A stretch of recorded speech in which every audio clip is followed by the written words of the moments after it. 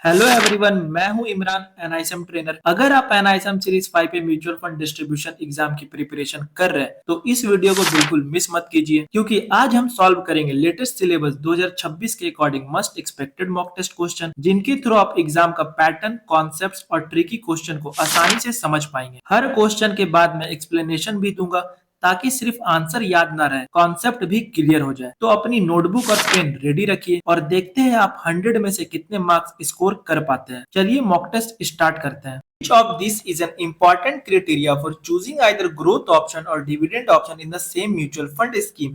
जब एक ही mutual fund scheme में ग्रोथ ऑप्शन और डिविडेंड ऑप्शन अवेलेबल हो तो इन्वेस्टर को कौन सा फैक्टर देखकर चूज करना चाहिए? पहला ऑप्शन है रिटर्न ऑन द स्कीम, दूसरा ऑप्शन है फंड मैनेजर, तीसरा ऑप्शन है tax status of the investor, चौथा ऑप्शन है assets manage by the scheme. तो इसका राइट आंसर है tax status of the investor. Growth और डिविडेंड ऑप्शन में मेजर डिफरेंट टैक्सेशन का होता है। इन्वेस्टर का टैक्स ब्रैकेट इंपॉर्टेंट होता है। ग्रोथ ऑप्शन में डिविडेंड नहीं मिलता, प्रॉफिट री इन्वेस्ट हो जाता है, एनएवी बढ़ता है। टैक्स कब लगता है? यूनिट सेल करने पर। और डिविडेंड ऑप्शन में एएमसी टाइम टाइम पर डिविडेंड डिस्ट्रीब्यूट करती है, डिविडेंड पर टैक्स लग सकता है। High tax bracket investor usually growth option prefer करते हैं। तो इसका राइट आंसर है tax status of the investor. A mutual fund scheme can invest dash of its net asset in the equity instrument of a single company. Mutual fund scheme अपने total net asset का कितना percent एक ही company के equity instrument में invest कर सकती है? पहला ऑप्शन है 5%, दूसरा ऑप्शन है 10%, तीसरा ऑप्शन है 15% और चौथा ऑप्शन है 25%। तो इसका राइट आंसर है 10%। Mutual fund scheme single company के इक्विटी में मैक्सिमम 10% नेट एसेट तक इन्वेस्ट कर सकती है। इसका पर्पस होता है डाइवर्सिफिकेशन और रिस्क कंट्रोल। अगर फंड एक ही कंपनी में ज्यादा पैसा लगा दे तो रिस्क बहुत बढ़ जाएगा, इसलिए सेबी ने लिमिट रखी है 10%। If an investor claims his unclaimed redemption amount after 3 years, then the payment will be based on the अगर इन्वेस्टर अपना रिडम्पशन अमाउंट 3 साल के बाद क्लेम करता है तो पेमेंट किस एनएवी के बेसिस पर मिलेगा? पहला ऑप्शन है average of the NAV, that is current NAV and NAV eight the time of original redemption. दूसरा ऑप्शन है करेंट एनएवी, तीसरा ऑप्शन है NAV at the end of 3 years और चौथा ऑप्शन है NAV eight the time of original redemption. तो इसका right answer NAV at the end of 3 years. Mutual fund में अगर इन्वेस्टर रिडम्पशन का पैसा टाइम पर क्लेम नहीं करता तो उसके लिए रूल्स होते हैं। पहला रूल है अगर पैसा 3 साल के अंदर क्लेम करे तो पेमेंट मिलेगा प्रिवेलिंग एनएवी पर, मतलब कि करंट एनएवी पर और प्लस अनक्लेम्ड मनी पर जो इनकम अर्न हुई है। और दूसरा रूल है अगर पैसा 3 साल के बाद क्लेम करे तो पेमेंट मिलेगा NAV at the end of 3 years के बेसिस पर। इसके बाद एनएवी इंक्रीज होने पर भी इन्वेस्टर को बेनिफिट नहीं मिलता। एग्जाम्पल में जैसे कि रिडक्शन लगाया तो एनएवी उस टाइम है 100 रुपीज, 3 साल बाद एनएवी है 120 रुपीज और 5 साल बाद एनएवी है 150 रुपीज। अगर इन्वेस्टर 5 साल बाद क्लेम करे तो पेमेंट किस पे मिलेगा? 3 साल के बाद वाले एनएवी पे, मतलब कि पेमेंट मिलेगा 120 एनएवी के बेसिस पर, ना कि 150 एनएवी पर। तो उसको 20 रुपया जो हुआ, जो 2 साल का जो डिफरेंस में 20 रुपया बढ़ा, उस पर उसको कुछ भी बेनिफिट नहीं मिला, क्योंकि प्रिवेलिंग एनएवी पर उसको पैसा नहीं मिल रहा है। 3 साल के अंदर जब इन करेगा तो फिर उसको प्रिवेलिंग एनएवी में मिलेगा, यानी करंट एनएवी, और 3 साल के बाद उसको eight the time of 3 years के बेसिस पर मिलता है। तो ये आप लोगों को याद रखना होगा। The choice of benchmark for a debt scheme could be chosen on the basis of debt. Mutual fund का बेंचमार्क किस बेसिस पर चूज किया जाता है? पहला ऑप्शन है स्कीम साइज, दूसरा ऑप्शन है स्कीम टाइप, तीसरा ऑप्शन है इन्वेस्टमेंट यूनिवर्स। और इसका आंसर क्या होगा? Both 1 and 2, both 2 and 3, both 1 and 3, या फिर ऑल ऑफ द एबव, मतलब कि 1, 2 और 3 तीनों ही ऑप्शन राइट है। तो इसका राइट आंसर है बोथ 2 एंड 3। डेट स्कीम का बेंचमार्क मेनली दो चीजों पर डिपेंड करता है, स्कीम टाइप पर और इन्वेस्टमेंट यूनिवर्स पर, इसलिए इसका राइट आंसर है both 2 and 3। Unit holders have the right to inspect key documents like dash with respect to their mutual fund investment. Mutual fund के यूनिट्स होल्डर को कौन कौन से इंपॉर्टेंट डॉक्यूमेंट्स इंस्पेक्ट करने के राइट होता है? पहला ऑप्शन है memorandum and article of association, दूसरा ऑप्शन है आरटीए एग्रीमेंट, तीसरा ऑप्शन है कस्टोडियल सर्विस एग्रीमेंट और चौथा ऑप्शन है ऑल ऑफ द एबव। तो इसका राइट आंसर है all of the above. Mutual fund investor को ट्रांसपेरेंसी और प्रोटेक्शन के लिए कुछ डॉक्यूमेंट इंस्पेक्ट करने के राइट दिए गए हैं, जैसे कि trust deed, investment management agreement, custodial service agreement, RTA agreement and memorandum and article of association. इसलिए इसका राइट आंसर है ऑल ऑफ द अबव। ये सारे डॉक्यूमेंट वो देख सकता है। Once the mutual fund units are pledged, the unit holder, अगर म्यूचुअल फंड यूनिट्स प्लेस्ड कर दी गई है तो यूनिट होल्डर्स क्या कर सकता है या क्या नहीं कर सकता। पहला ऑप्शन है can not sell the units, दूसरा ऑप्शन है can sell the units but after a period of 3 months, तीसरा ऑप्शन है can not sell the units but can switch the units to another scheme, तीसरा और चौथा option है can not do additional purchase in the same account. तो इसका right answer है can not sell the units. जब investor अपनी mutual fund units pledge करता है तो यूनिट्स बैंक या फिर एनबीएफसी के कंट्रोल में सिक्योरिटी के रूप में होती है। इस सिचुएशन में इन्वेस्टर यूनिट सेल नहीं कर सकता, इन्वेस्टर यूनिट स्विच भी नहीं कर सकता जब तक बैंक प्लेज रिटर्न एनओसी यानी कि नो ऑब्जेक्शन सर्टिफिकेट देकर प्लेज रिलीज ना करे। तो इस चीज का राइट आंसर है can not sell the unit. Among equity funds, focused funds carry dash risk as compared to diversified funds due to focused equity fund का risk diversified fund के comparison में कैसा होता है और क्यों। पहला ऑप्शन है lower end highly concentrated portfolio, दूसरा ऑप्शन है higher end highly concentrated portfolio, तीसरा ऑप्शन है lower end lower expenses of the fund, चौथा ऑप्शन है higher end investment in debt securities. तो इसका राइट आंसर है higher end highly concentrated portfolio. Diversified fund में क्या होता है, बहुत सारे स्टॉक में इन्वेस्ट और रिस्क भी डाइवर्सिफाइड हो जाता है। जैसे कि 100 कंपनीज में इन्वेस्ट किए, अगर 5 कंपनीज गिर भी जाए तो इम्पैक्ट कम होता है। लेकिन फोकस फंड में मैक्सिमम 30 स्टॉक ही होता है, पोर्टफोलियो हाई कंसंट्रेटेड होता है।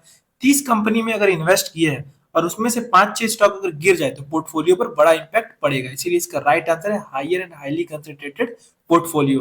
Which of the following function can an asset management company do in house?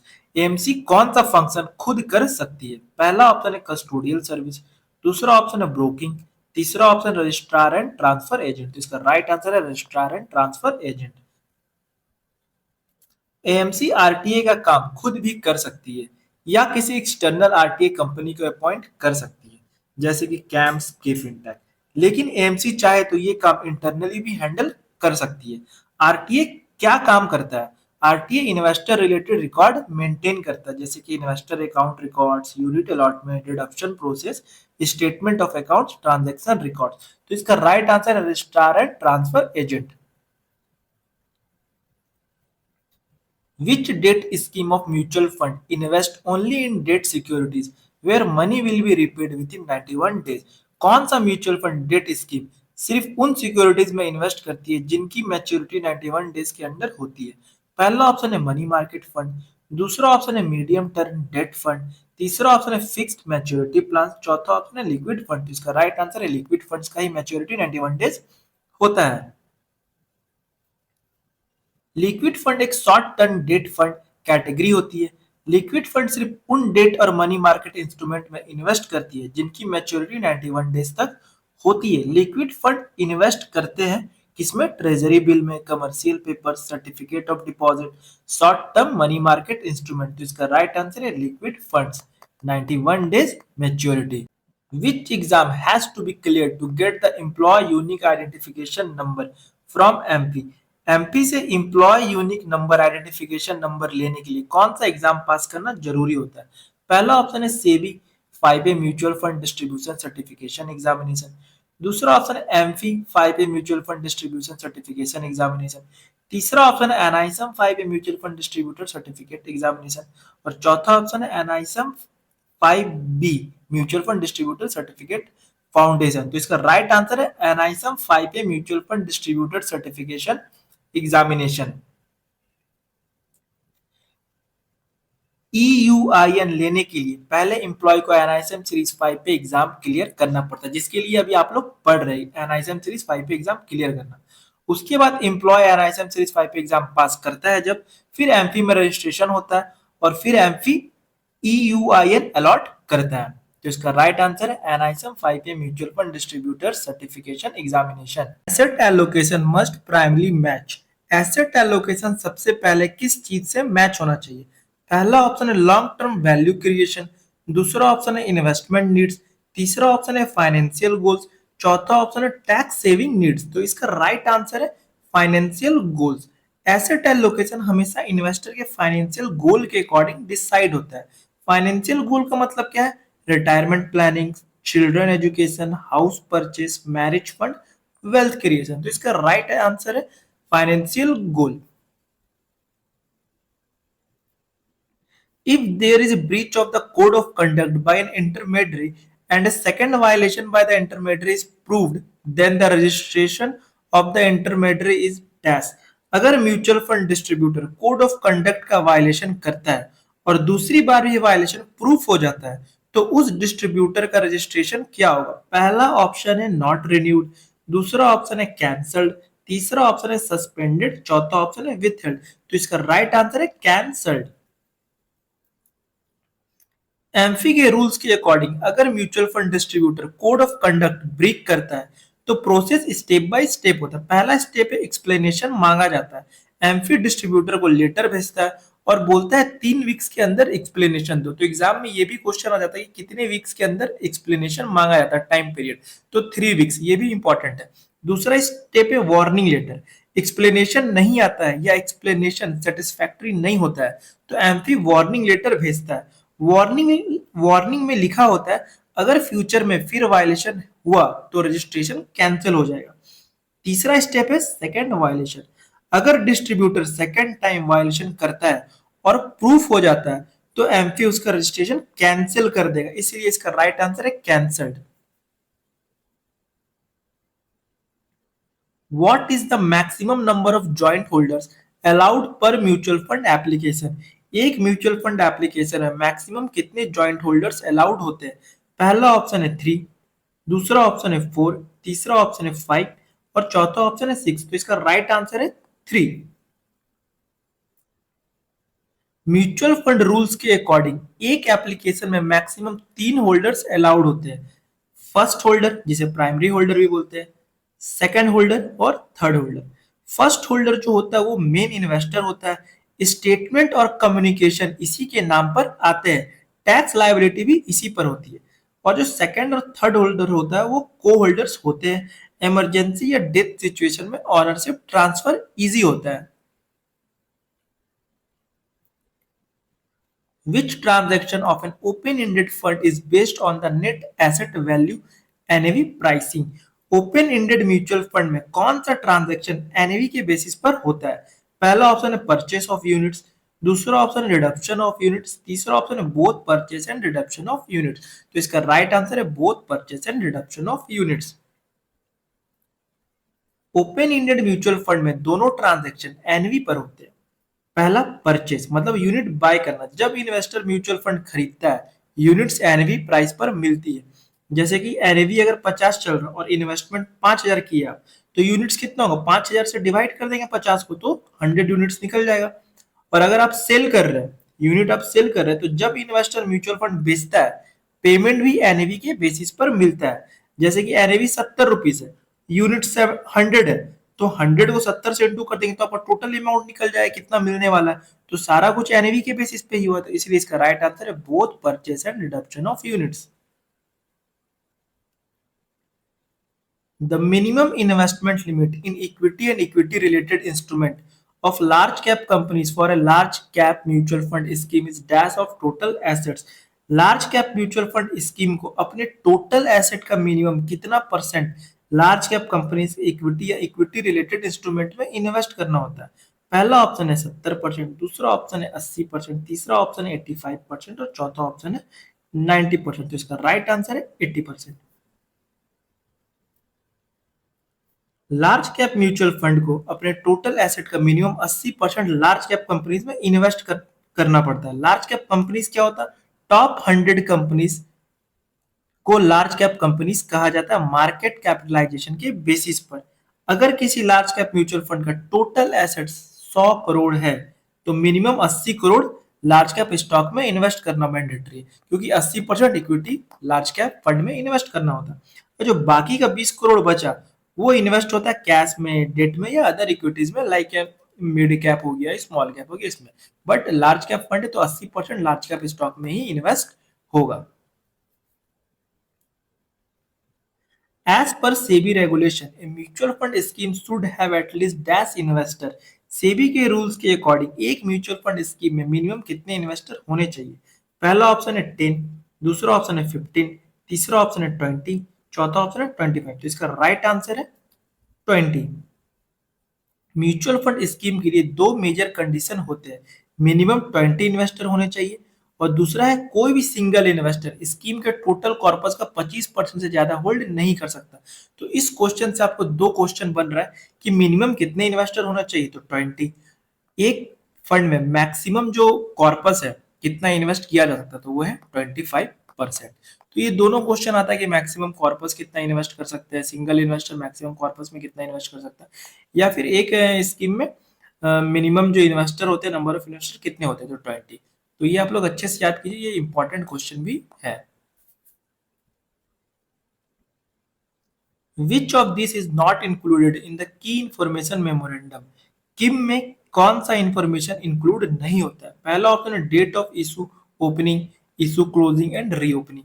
दूसरा ऑप्शन है इन्वेस्टमेंट ऑब्जेक्टिव। तीसरा ऑप्शन है risk profile of the scheme. चौथा ऑप्शन है function of the sponsor, trustee and AMC. तो इसका राइट आंसर है function of the sponsor, trustee and AMC.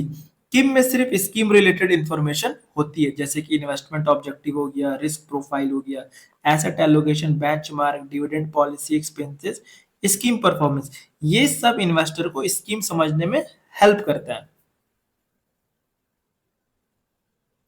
Decision in tactical asset allocation are taken on the basis of dash. Tactical tactical asset allocation में decision किस basis पर लिया जाता है? पहला ऑप्शन है likely behaviour of the market. दूसरा option है risk profile of the investor. तीसरा ऑप्शन है income level of the investor. चौथा ऑप्शन है ऑल ऑफ द एबव। इसका राइट आंसर है likely behaviour of the market. Tactical asset allocation में portfolio allocation market के फ्यूचर बिहेवियर को देखकर चेंज किया जाता है। इन्वेस्टर या fund manager short term market opportunities का एडवांटेज लेने की कोशिश करता है। यहाँ पे एक क्वेश्चन और निकल के आ जाता है कि tactical asset allocation short term market opportunities देखता है या लॉन्ग टर्म मार्केट अपॉर्चुनिटीज देखता है? तो यहाँ पर आपको ध्यान रखना होगा, शॉर्ट टर्म मार्केट अपॉर्चुनिटीज देखता है। एग्जाम्पल समस्या, नॉर्मल पोर्टफोलियो एलोकेशन है, 60% इक्विटी है, 30% डेट है और 10% गोल्ड है। अगर फंड मैनेजर को लगता है कि स्टॉक मार्केट जल्दी बढ़ने वाला है, तो वो टेम्पररी एलोकेशन चेंज कर सकता है। इक्विटी को बढ़ा देगा, 60 से 75% कर दिया, डेट को कम कर दिया, 30% से 20% कर दिया, क्योंकि इक्विटी मार्केट बढ़ रहा है तो इक्विटी को बढ़ाएगा, और बाकी डेट और गोल्ड को कम करेगा। डेट 10% से 5% कर दिया। ये चेंज मार्केट एक्सपेक्टेशन के बेसिस पर होता है। The expenses on dash cannot be charged to the mutual fund scheme. कौन सा स्कीम, कौन सा एक्सपेंस म्यूचुअल फंड स्कीम पर चार्ज नहीं किया जा सकता? पहला ऑप्शन है कस्टोडियन फीस। दूसरा ऑप्शन है depreciation on fixed assets of the asset management company. तीसरा ऑप्शन है ट्रस्टी फीस। चौथा ऑप्शन है मार्केटिंग एक्सपेंस। तो इसका राइट आंसर है depreciation on fixed assets of the asset management company.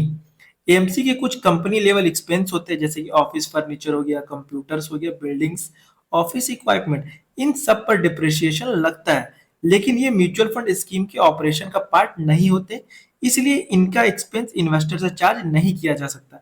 ये एएमसी के कॉर्पोरेट एक्सपेंस होते हैं। तो इसका राइट आंसर है depreciation on fixed assets of the asset management company. What is the role of the custodian of a mutual fund? Mutual fund में custodian का role क्या होता है? पहला ऑप्शन है to issue statement of funds holding to the investor. दूसरा option है to execute the buy and sell orders in the stock market.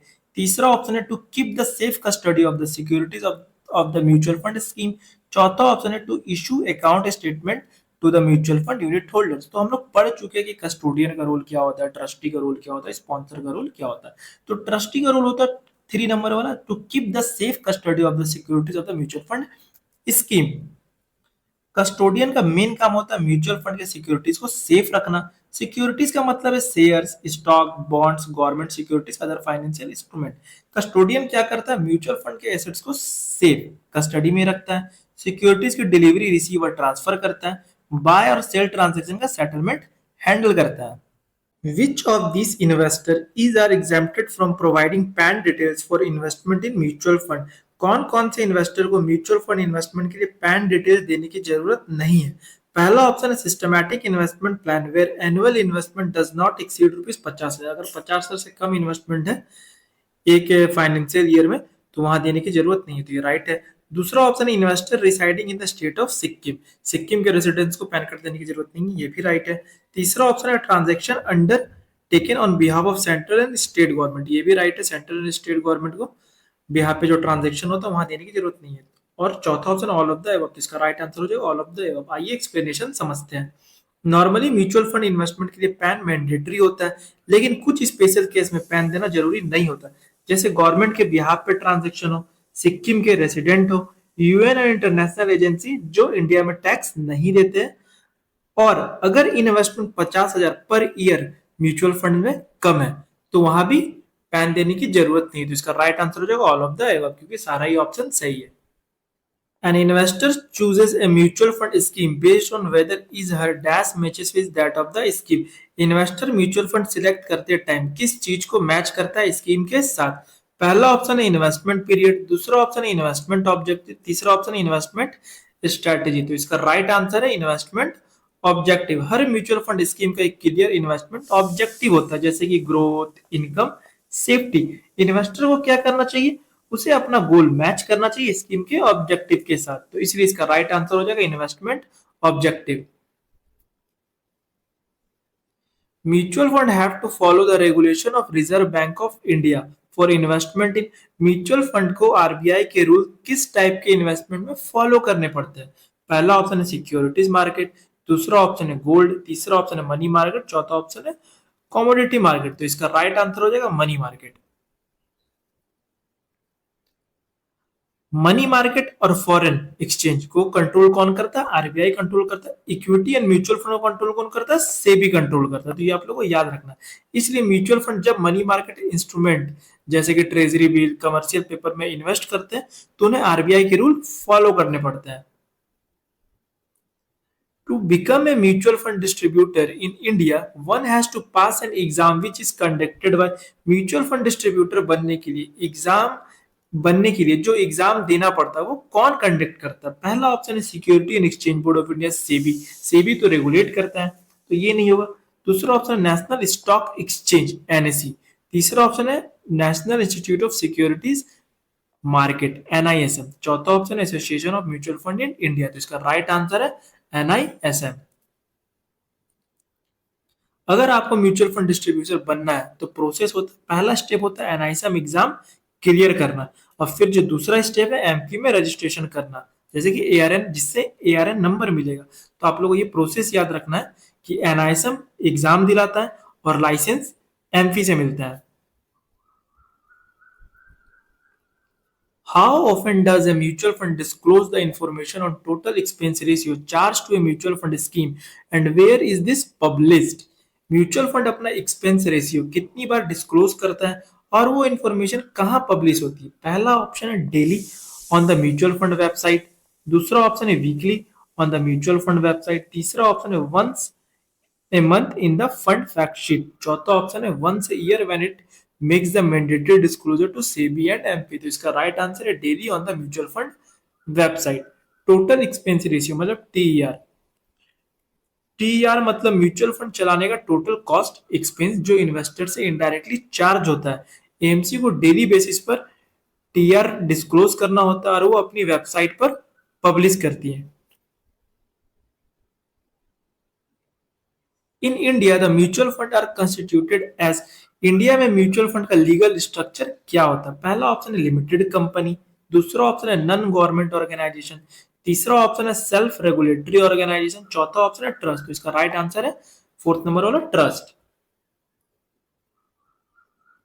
India में म्यूचुअल फंड का स्ट्रक्चर होता है ट्रस्ट स्ट्रक्चर। ये इंडियन ट्रस्ट एक्ट 8082 के under govern होता है। तो एग्जाम में ये भी क्वेश्चन आ जाता है कि कैसे गवर्न होता है, कौन से एक्ट के थ्रू गवर्न होता है, तो आपको याद रखना पड़ेगा Indian trust act 8080 through 8082। Investor का पैसा ट्रस्ट के थ्रू मैनेज होता है। एक ट्रस्टी होता है जो इन्वेस्टर के इंटरेस्ट को प्रोटेक्ट करता है। एएमसी फंड मैनेज करती है। इसलिए म्यूचुअल फंड कोई कंपनी या एनजीओ नहीं होता, ये एक लीगल ट्रस्ट स्ट्रक्चर होता है। Suresh sees that his friends are investing in a finance scheme which is promising very high returns. एक पॉन्जी स्कीम में वो इन्वेस्ट कर रहा है, वहां उसको ज्यादा रिटर्न मिल रहा है। He also blindly invest in the same scheme, वो भी सेम स्कीम में इन्वेस्ट करना चाहता है। विच बायस इज सुरेश एग्जिबिटिंग, ये कौन सा बायस है? पहला ऑप्शन है हर्ड मेंटेलिटी, दूसरा ऑप्शन है लॉस एवर्जन, तीसरा ऑप्शन है कॉन्फिडेंस बायस, चौथा ऑप्शन है एंकरिंग। तो इसका आंसर है हर्ड मेंटेलिटी। हर्ड मेंटेलिटी का मतलब क्या हो गया? जब लोग बिना सोचे समझे दूसरों को फॉलो करते हैं, उसे हर्ड मेंटेलिटी कहते हैं। जैसे सब लोग एक स्टॉक या स्कीम में इन्वेस्ट कर रहे हैं, तो आप भी बिना रिसर्च किए उसी में इन्वेस्ट कर देते हैं। यही ये डिसीजन लॉजिक से नहीं, इमोशन और क्राउड इन्फ्लुएंस से होता है। तो इसका राइट आंसर हो जाएगा herd mentality. Which is the first step that a mutual fund distributor should take in building a mutual fund portfolio for his investor? Mutual fund distributor जब client का portfolio बनाता है, तो सबसे पहले स्टेप क्या होना चाहिए? पहला ऑप्शन है he should list the best performing fund for the investor to select.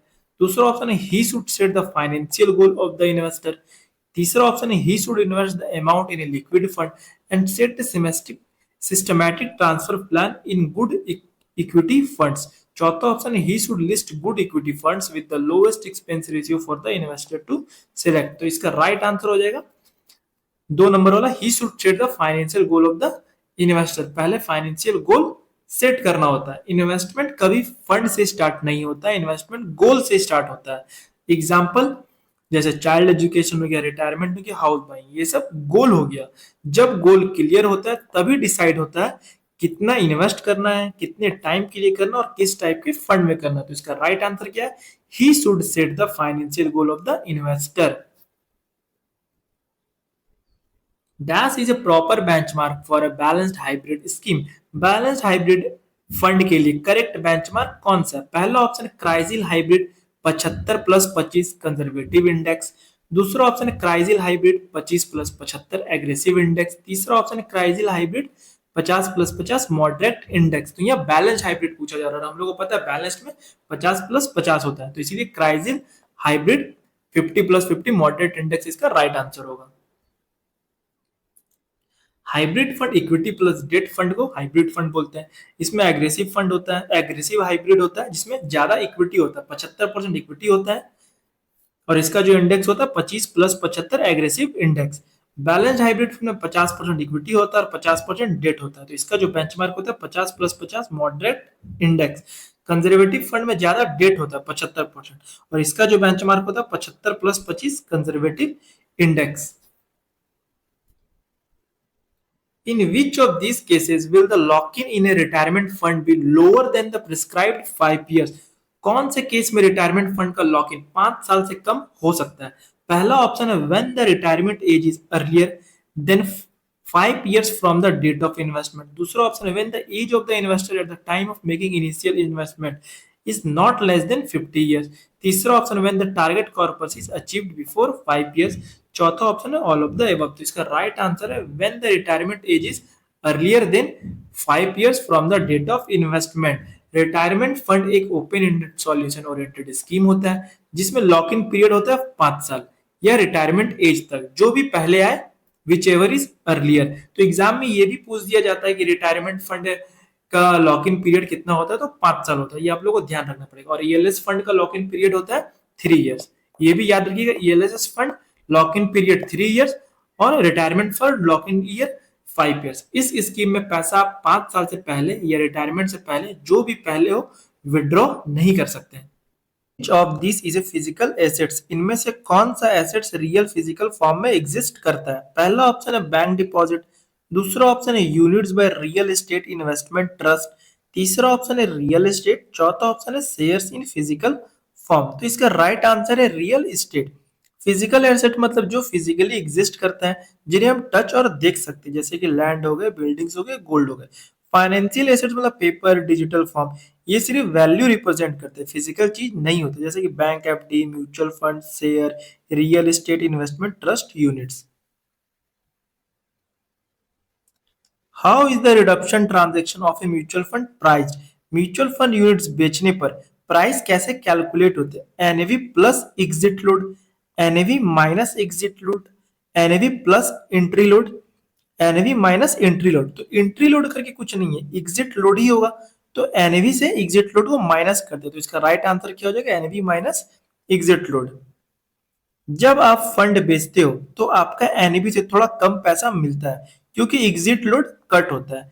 Example में समझते हैं, जैसे एनएवी 11 रुपीज है किसी फंड का, एग्जिट लोड है 1%, तो 11 रुपया का 1% कितना हो जाएगा? 0.11। फिर उसको 11 रुपीज एनएवी जो है हमारा 11 रुपीज उससे माइनस कर देंगे, तो वो होगी हमारा रिडक्शन प्राइस। तो इसका राइट आंसर हो जाएगा NAV minus exit load. Dash is not a mutual fund distribution channel. इनमें से कौन सा ऑप्शन म्यूचुअल फंड बेचने का चैनल नहीं है? पहला ऑप्शन है branches of public sector bank, दूसरा ऑप्शन है branches of Reserve Bank of India, तीसरा ऑप्शन है branches of private sector bank, चौथा ऑप्शन है ब्रांचेस ऑफ फॉरेन बैंक। तो इसका राइट आंसर है branches of Reserve Bank of India. RBI सिर्फ रेगुलेटर है, म्यूचुअल फंड प्रोडक्ट सेल या डिस्ट्रीब्यूट नहीं करता। आरबीआई का रोल क्या है? रेगुलेट करना, बैंकिंग सिस्टम कंट्रोल करना, मॉनेटरी पॉलिसी करना। इसलिए आरबीआई डिस्ट्रीब्यूटर नहीं है। Public sector bank, private bank, foreign bank, ये सब म्यूचुअल फंड सेल करते हैं, इसीलिए ये म्यूचुअल फंड डिस्ट्रीब्यूशन है। What does financial goal setting involve? Financial goal setting का मतलब क्या है? सबसे पहले काम क्या होता है? पहला ऑप्शन है डिटरमाइनिंग ऑफ रिस्क प्रोफाइल, दूसरा ऑप्शन है estimating the amount required for a major life event, तीसरा ऑप्शन है डिटरमाइनिंग एसेट एलोकेशन। तो सबसे पहले हम लोग अमाउंट जितना है वो देखते हैं और किस इवेंट के लिए चाहिए, तभी हमारा फाइनेंशियल गोल डिसाइड होता है। तो इसका राइट आंसर है estimating the amount required for a major life event. पहले गोल आइडेंटिफाई करो, फिर उसके लिए कितना पैसा चाहिए वो कैलकुलेट करते हैं, उसके बाद इन्वेस्टमेंट प्लानिंग होती है। रिस्क प्रोफाइल बाद में डिसाइड होता है, एसेट एलोकेशन प्लानिंग स्टेज में तब डिसाइड होता है। A person wants to create a synthetic index. Guide him as to in which of these categories the weightage of equity index would be the lowest. पहला option है super aggressive hybrid fund. तो aggressive hybrid fund में equity ज्यादा होता है, और यहाँ question में पूछ रहा है कि लोवेस्ट इक्विटी। तो लोवेस्ट इक्विटी किस में होता है? कंजर्वेटिव में होता है। तो इसका राइट आंसर हो जाएगा कंजर्वेटिव हाइब्रिड फंड, क्योंकि कंजर्वेटिव हाइब्रिड फंड में सबसे कम इक्विटी होता है 25%, बैलेंस में 50%, एग्रेसिव में 75% इक्विटी होता है। Which of this statement is true? पहला ऑप्शन है if the mutual fund units are held in demat form they can not be converted into physical form. तो ये ऑप्शन रॉन्ग है, क्योंकि कन्वर्ट कर सकते हैं फिजिकल फॉर्म में। दूसरा ऑप्शन है when a mutual fund is redeemed और when there is a dividend payout, the amount will be credited to the bank account linked to the demat account for those mutual fund investor who opt for demat units। तो B number इसका right answer है, तो only B is correct. B right क्यों है?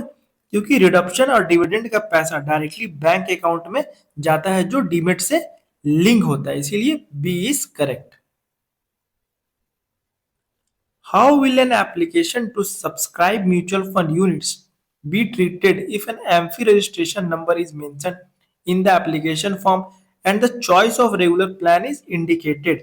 अगर किसी mutual fund application form में ARN number डाला हुआ है, मतलब डिस्ट्रीब्यूटर इन्वॉल्व है, और रेगुलर प्लान सिलेक्ट किया है, तो बताओ एप्लीकेशन को कैसे ट्रीट किया जाएगा? एप्लीकेशन को एज ए रेगुलर ही ट्रीट किया जाएगा, क्योंकि ARN भी ऐड है और प्लान भी रेगुलर लिया गया है। पहला ऑप्शन है it will be treated as a regular plan application, दूसरा ऑप्शन है it will be treated as an incomplete application and rejected, तीसरा ऑप्शन है it will be treated as an incomplete application and return for completion, चौथा option है it will be treated as direct plan application. तो direct होगा नहीं, cancel क्यों किया जाएगा जब ARN नंबर भी मेंशन है, रेगुलर प्लान भी मेंशन है? तो इसका राइट आंसर हो जाएगा 1 नंबर वाला, it will be treated as regular plan application. अगर आप फॉर्म भरते वक्त ARN डालते हो इसका मतलब है कि आप किसी डिस्ट्रीब्यूटर या एजेंट के थ्रू इन्वेस्ट कर रहे हो। और अगर साथ में रेगुलर प्लान भी सिलेक्ट किया है तो सिस्टम ऑटोमेटिकली समझ लिया है कि आपने रेगुलर प्लान चूज किया है, यानी कि डिस्ट्रीब्यूटर के थ्रू इन्वेस्टमेंट हो रहा है, उसे ही रेगुलर प्लान बोलते हैं। Asset allocation means, asset allocation का एक्चुअल मीनिंग क्या होता है? पहला option distribution of funds between fund manager in a mutual fund. दूसरा ऑप्शन है distribution of funds between various asset class in a portfolio. तीसरा ऑप्शन है allocating a portfolio to cash. चौथा ऑप्शन है allocating mutual funds to investor. तो इसका right answer है 2 number वाला, distribution of funds between various assets class in portfolio. Asset allocation का मतलब होता है आपने पैसे को अलग अलग एसेट क्लास में डिवाइड करना, जैसे कि इक्विटी हो गया, डेट हो गया, गोल्ड हो गया। आपका टोटल पैसा एक जगह नहीं लगता, आप उसे डिफरेंट कैटेगरीज में बांट देते हो। इससे रिस्क भी कंट्रोल होता है और रिटर्न भी बैलेंस रहता है। अगर 10 लाख इन्वेस्ट करना है तो आप इसे डिवाइड कर सकते हो, जैसे एग्जांपल 5 लाख इक्विटी में डाल दिए, 3 लाख डेट में, 2 लाख गोल्ड में। इससे आपका पोर्टफोलियो डाइवर्सिफाइड हो गया और रिस्क भी डाइवर्सिफाइड हो गया। तो इसका राइट आंसर है distribution of funds between various asset class in a portfolio, मतलब asset allocation. Which entity process the purchase and redemption transaction of investor of an open-ended fund? Open-ended mutual fund में investor जब units खरीदता है या बेचता है तो ये प्रोसेस कौन हैंडल करता है? पहला ऑप्शन है द कस्टोडियन, दूसरा ऑप्शन है the broker mutual fund agent, तीसरा ऑप्शन है एमफी, चौथा ऑप्शन है आरटीए एजेंट, मतलब रजिस्ट्रार एंड ट्रांसफर एजेंट। तो इसका राइट आंसर है आरटीए एजेंट। आरटीए एजेंट का काम होता है इन्वेस्टर का रिकॉर्ड मेंटेन करना, यूनिट का अलॉटमेंट मतलब बाय और सेल करना, स्विच डिविडेंड प्रोसेसिंग करना और इन्वेस्टर को अकाउंट स्टेटमेंट भेजना। तो इसलिए इसका राइट आंसर है आरटीए एजेंट, मतलब वो पूरा ट्रांजैक्शन प्रोसेस हैंडल करता है। नेक्स्ट क्वेश्चन है the investment in equity and equity related instrument is between dash in a balanced hybrid fund. Balanced hybrid fund में इक्विटी इन्वेस्टमेंट कितने परसेंट के बीच में होता है? तो नाम से ही समझ में आ रहा है बैलेंस। तो यहाँ पे देखना कि कौन सा बैलेंस जैसा लग रहा है। तो ये आप 3 नंबर ऑप्शन देखेंगे, 40% एंड 60% ऑफ टोटल एसेट्स। तो दोनों के बीच में 50% आ रहा है, यानी यही बैलेंस्ड है। तो इसका राइट आंसर क्या हो जाएगा? Between 40% and 60%। The dash is the promoter of mutual fund. Mutual fund का प्रमोटर कौन होता है? तो हम लोग पढ़े कि म्यूचुअल फंड के जो सबसे ऊपर स्ट्रक्चर में कौन होता है? स्पॉन्सर होता है। तो इसका राइट आंसर है स्पॉन्सर। स्पॉन्सर को ही फाउंडर एंड प्रमोटर बोलते हैं। म्यूचुअल फंड एक ट्रस्ट स्ट्रक्चर में बनता है। ये भी पूछ दिया जाता है एग्जाम्पल में कि म्यूचुअल फंड किस स्ट्रक्चर में वर्क करता है, तो इसका राइट आंसर हो जाएगा ट्रस्ट स्ट्रक्चर। और इस ट्रस्ट को स्पॉन्सर क्रिएट करता है, इसलिए स्पॉन्सर ही मेन पर्सन, प्रमोटर और फाउंडर होता है। तो इसका राइट आंसर क्या हो जाएगा? Sponsor. When an institutional investor is not allowed to invest in equity markets, then the mutual fund distributor can sell dash to such an investor. अगर कोई इंस्टीट्यूशनल इन्वेस्टर इक्विटी मार्केट में invest नहीं कर सकता तो म्यूचुअल फंड डिस्ट्रीब्यूटर उससे उसको कौन सा फंड रिकमेंड करेगा? पहला ऑप्शन है कॉर्पोरेट बॉन्ड फंड, दूसरा ऑप्शन है इक्विटी सेविंग फंड, तीसरा ऑप्शन है मल्टी एसेट एलोकेशन फंड, चौथा ऑप्शन है आर्बिट्रेज फंड। तो इसमें जब भी आप इक्विटी नहीं खरीद सकते तो डेट खरीदना होता है। तो इसमें डेट कौन सा है? कौन सा फंड? Date fund. आपको ये देखना होगा। Corporate bond fund 100% debt fund. Equity saving fund में इक्विटी प्लस डेट होता है। Multi asset allocation fund equity fund है और आर्बिट्राज फंड भी इक्विटी फंड है। तो इसका राइट आंसर क्या हो जाएगा? Corporate bond fund. कुछ इंस्टीट्यूशनल इन्वेस्टर को इक्विटी में इन्वेस्ट करने की परमिशन नहीं होती, ऐसे केस में उन्हें सिर्फ डेट फंड ही रिकमेंड किए जाते हैं। तो ऑप्शन में आपको देखना है कि कौन सा डेट फंड है। तो यहाँ पे ऑप्शन में कॉर्पोरेट बॉन्ड फंड एक डेट फंड है, इसीलिए इसका राइट आंसर हो जाएगा corporate bond fund. Dash is a passive fund. कौन सा पैसिव फंड? ऑप्शन है पहला गोल्ड सेक्टर फंड, दूसरा ऑप्शन है गोल्ड एक्सचेंज ट्रेडेड फंड। तो हम लोग पढ़े जो ईटीएफ होता है वो एक पैसिव फंड होता है। तो इसका राइट आंसर क्या हो जाएगा? Gold exchange traded fund. The main document which authorize a company to invest in a particular mutual fund scheme is company को म्यूचुअल फंड स्कीम में इन्वेस्ट करने के लिए कौन सा डॉक्यूमेंट ऑथराइज देता है? ये बहुत इंपॉर्टेंट क्वेश्चन, इसको आप लोग अच्छे से याद कर लीजिए। पहला ऑप्शन है द आर्टिकल ऑफ एसोसिएशन, दूसरा ऑप्शन है द मेमोरेंडम ऑफ एसोसिएशन, तीसरा ऑप्शन है शेयर होल्डर रेजोल्यूशन और चौथा ऑप्शन है स्पेसिफिक बोर्ड रेजोल्यूशन। तो इसका राइट आंसर है चौथा नंबर वाला स्पेसिफिक बोर्ड रेजोल्यूशन। कंपनी का डिसीजन कौन लेता है? बोर्ड ऑफ डायरेक्टर्स लेते हैं। जब बोर्ड मीटिंग में अप्रूवल मिलता है तो बोर्ड रेजोल्यूशन पास होता है, और जब स्पेसिफिक म्यूचुअल फंड में इन्वेस्ट करना हो तो स्पेसिफिक बोर्ड रेजोल्यूशन पास होता है। तो इसका राइट आंसर हो जाएगा specific board resolution. The transaction costs are low for investment in real estate as compared to other financial assets. State whether true or false. क्या रियल एस्टेट इन्वेस्टमेंट में transaction cost financial asset के comparison में कम होता है?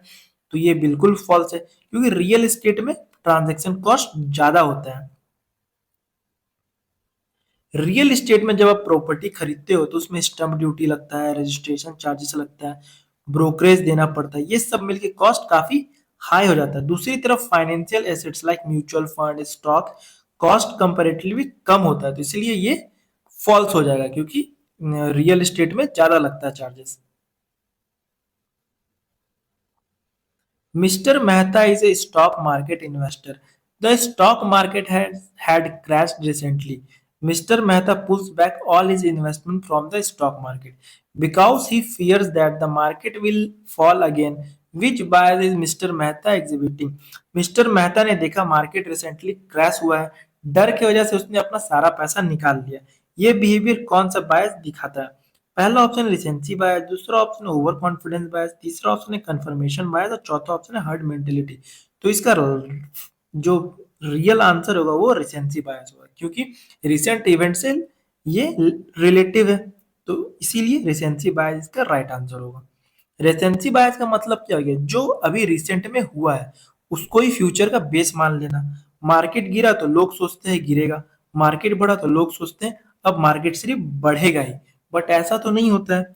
इसमें problem क्या है? लोग प्रॉपर एनालिसिस नहीं करते, सिर्फ रिसेंट इवेंट पर डिसीजन लेते हैं, तो इसीलिए इसका राइट आंसर हो जाएगा recency bias. Who manages the contribution from investors and take investment decision in a mutual fund company?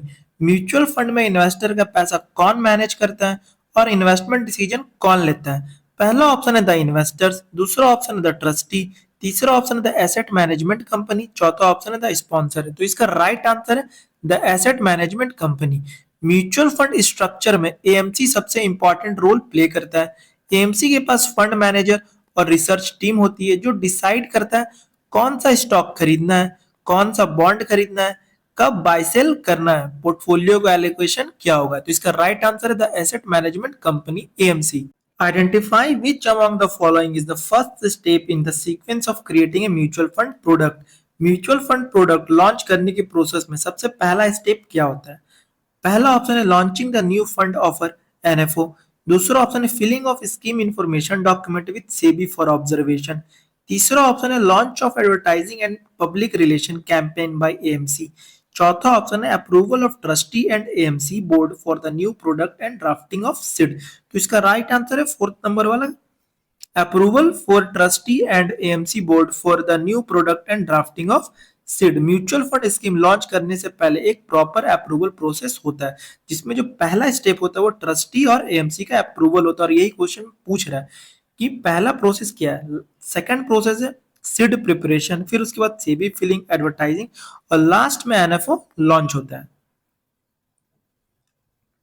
The investment object of an dash is to seek capital appreciation. कौन सा mutual fund capital appreciation यानी wealth growth के object से invest करता है? तो पहला option है ग्रोथ फंड, दूसरा ऑप्शन है इनकम फंड, तीसरा ऑप्शन है आर्बिट्राज फंड, चौथा ऑप्शन है लिक्विड फंड। तो इसका राइट आंसर है ग्रोथ फंड। ग्रोथ फंड का मेन ऑब्जेक्ट होता है capital appreciation.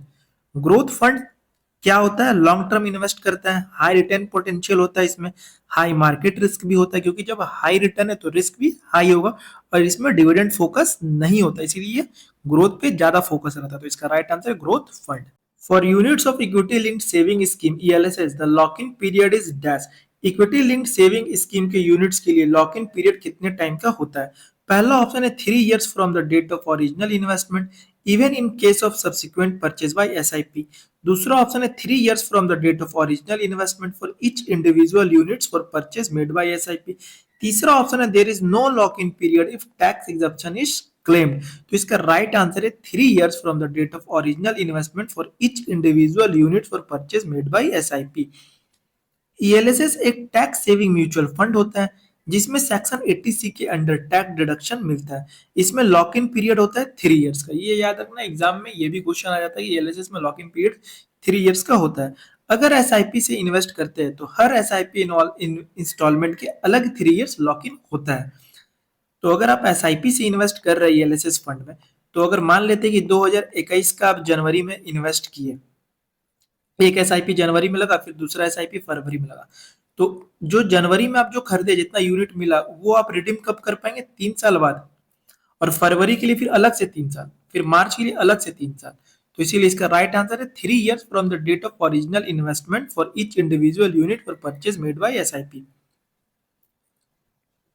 In the usual course of events, a fund manager will have to provide the maximum liquid assets for normal situation में एक fund manager को सबसे ज्यादा liquid assets किसके लिए मेंटेन करना पड़ता है? पहला ऑप्शन है गोल्ड ईटीएफ, दूसरा ऑप्शन इक्विटी ईटीएफ, तीसरा ऑप्शन है क्लोज एंडेड फंड, चौथा ऑप्शन है ओपन एंडेड फंड। तो इसका राइट आंसर है open ended fund. Open ended fund में इन्वेस्टर कभी भी यूनिट्स बाय या रिडीम कर सकते हैं डायरेक्टली एएमसी से। इसलिए फंड मैनेजर को रिडक्शन के लिए कैश या लिक्विड एसेट्स रेडी रखना पड़ता है। इसी वजह से मैक्सिमम लिक्विड मेंटेन करनी पड़ती है। अगर बहुत सारे इन्वेस्टर एक ही दिन रिडक्शन कर देते हैं तो फंड मैनेजर को इमीडिएटली पैसा देना होता है। इसलिए इसका राइट आंसर है open ended fund. The dash is used by the fund manager to communicate their views on the economy and the markets to the investor. Fund manager अपनी economy और मार्केट के व्यूज इन्वेस्टर तक पहुंचाने के लिए क्या use करती है? इसका पहला ऑप्शन है की इन्फॉर्मेशन मेमोरेंडम, दूसरा ऑप्शन है स्टेटमेंट ऑफ एडिशनल इन्फॉर्मेशन, तीसरा ऑप्शन है स्कीम इन्फॉर्मेशन डॉक्यूमेंट, चौथा ऑप्शन है फंड फैक्ट शीट। तो आप लोगों को याद रखना कि जब भी क्वेश्चन में कम्युनिकेट देयर व्यूज इकोनॉमी पे या मार्केट पे, तो उसका राइट आंसर हो जाएगा फंड फैक्ट शीट।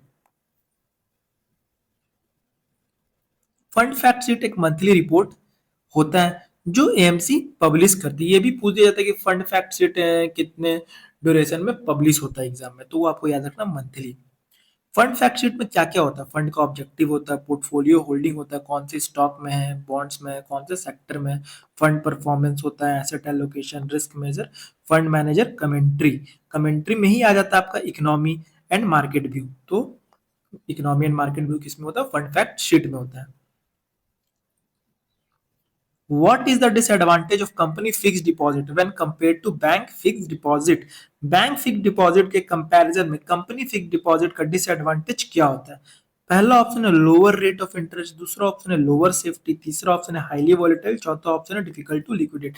तो इसका राइट आंसर है लोअर सेफ्टी। क्योंकि कंपनी फिक्स डिपॉजिट क्या हो गया? Corporate FD. अब बैंक एफडी से वो इसीलिए वो बैंक एफडी से ज्यादा रिस्की होता है। कंपनी एफडी जो होता है वो प्राइवेट कंपनी इशू करती है। अगर कंपनी के फाइनेंशियल कंडीशन खराब हो जाए तो वो इंटरेस्ट या प्रिंसिपल पे नहीं करती, जिसे डिफॉल्ट रिस्क या फिर क्रेडिट रिस्क भी कहते हैं। तो इसका आंसर हो जाएगा right answer lower safety. The equity share price of gold mining companies can depend on. Gold mining company के इक्विटी शेयर प्राइस किस चीज पर डिपेंड करते हैं? पहला ऑप्शन है the gold reserves of the company, दूसरा ऑप्शन है the operational efficiency and management of the company, तीसरा आंसर है इंटरनेशनल प्राइस ऑफ गोल्ड। तो ये तीनों चीजों पे गोल्ड का प्राइस डिपेंड करता है। तो इसीलिए इसका आंसर डी नंबर हो जाएगा all of the above 1, 2 and 3। Gold reserve of the company में क्या हो गया? अगर कंपनी के पास ज्यादा गोल्ड रिजर्व है तो फ्यूचर प्रोडक्शन और प्रॉफिट का पोटेंशियल ज्यादा होता है, इससे शेयर प्राइस इंक्रीज हो सकता है। ऑपरेशनल एफिशिएंसी एंड मैनेजमेंट क्या होता है? अगर कंपनी एफिशिएंटली माइनिंग कर रही है और मैनेजमेंट स्ट्रांग है तो कॉस्ट कम और प्रॉफिट ज्यादा होता है। पुअर मैनेजमेंट होने पर शेयर प्राइस गिर सकता है और अच्छा मैनेजमेंट होने पर शेयर प्राइस ऊपर जाता है। तो शेयर प्राइस जो स्टॉक है गोल्ड का प्राइस इस पर भी डिपेंड कर रहा है। तीसरा international gold price. Gold mining company के रेवेन्यू डायरेक्टली गोल्ड प्राइस से लिंक्ड होते हैं।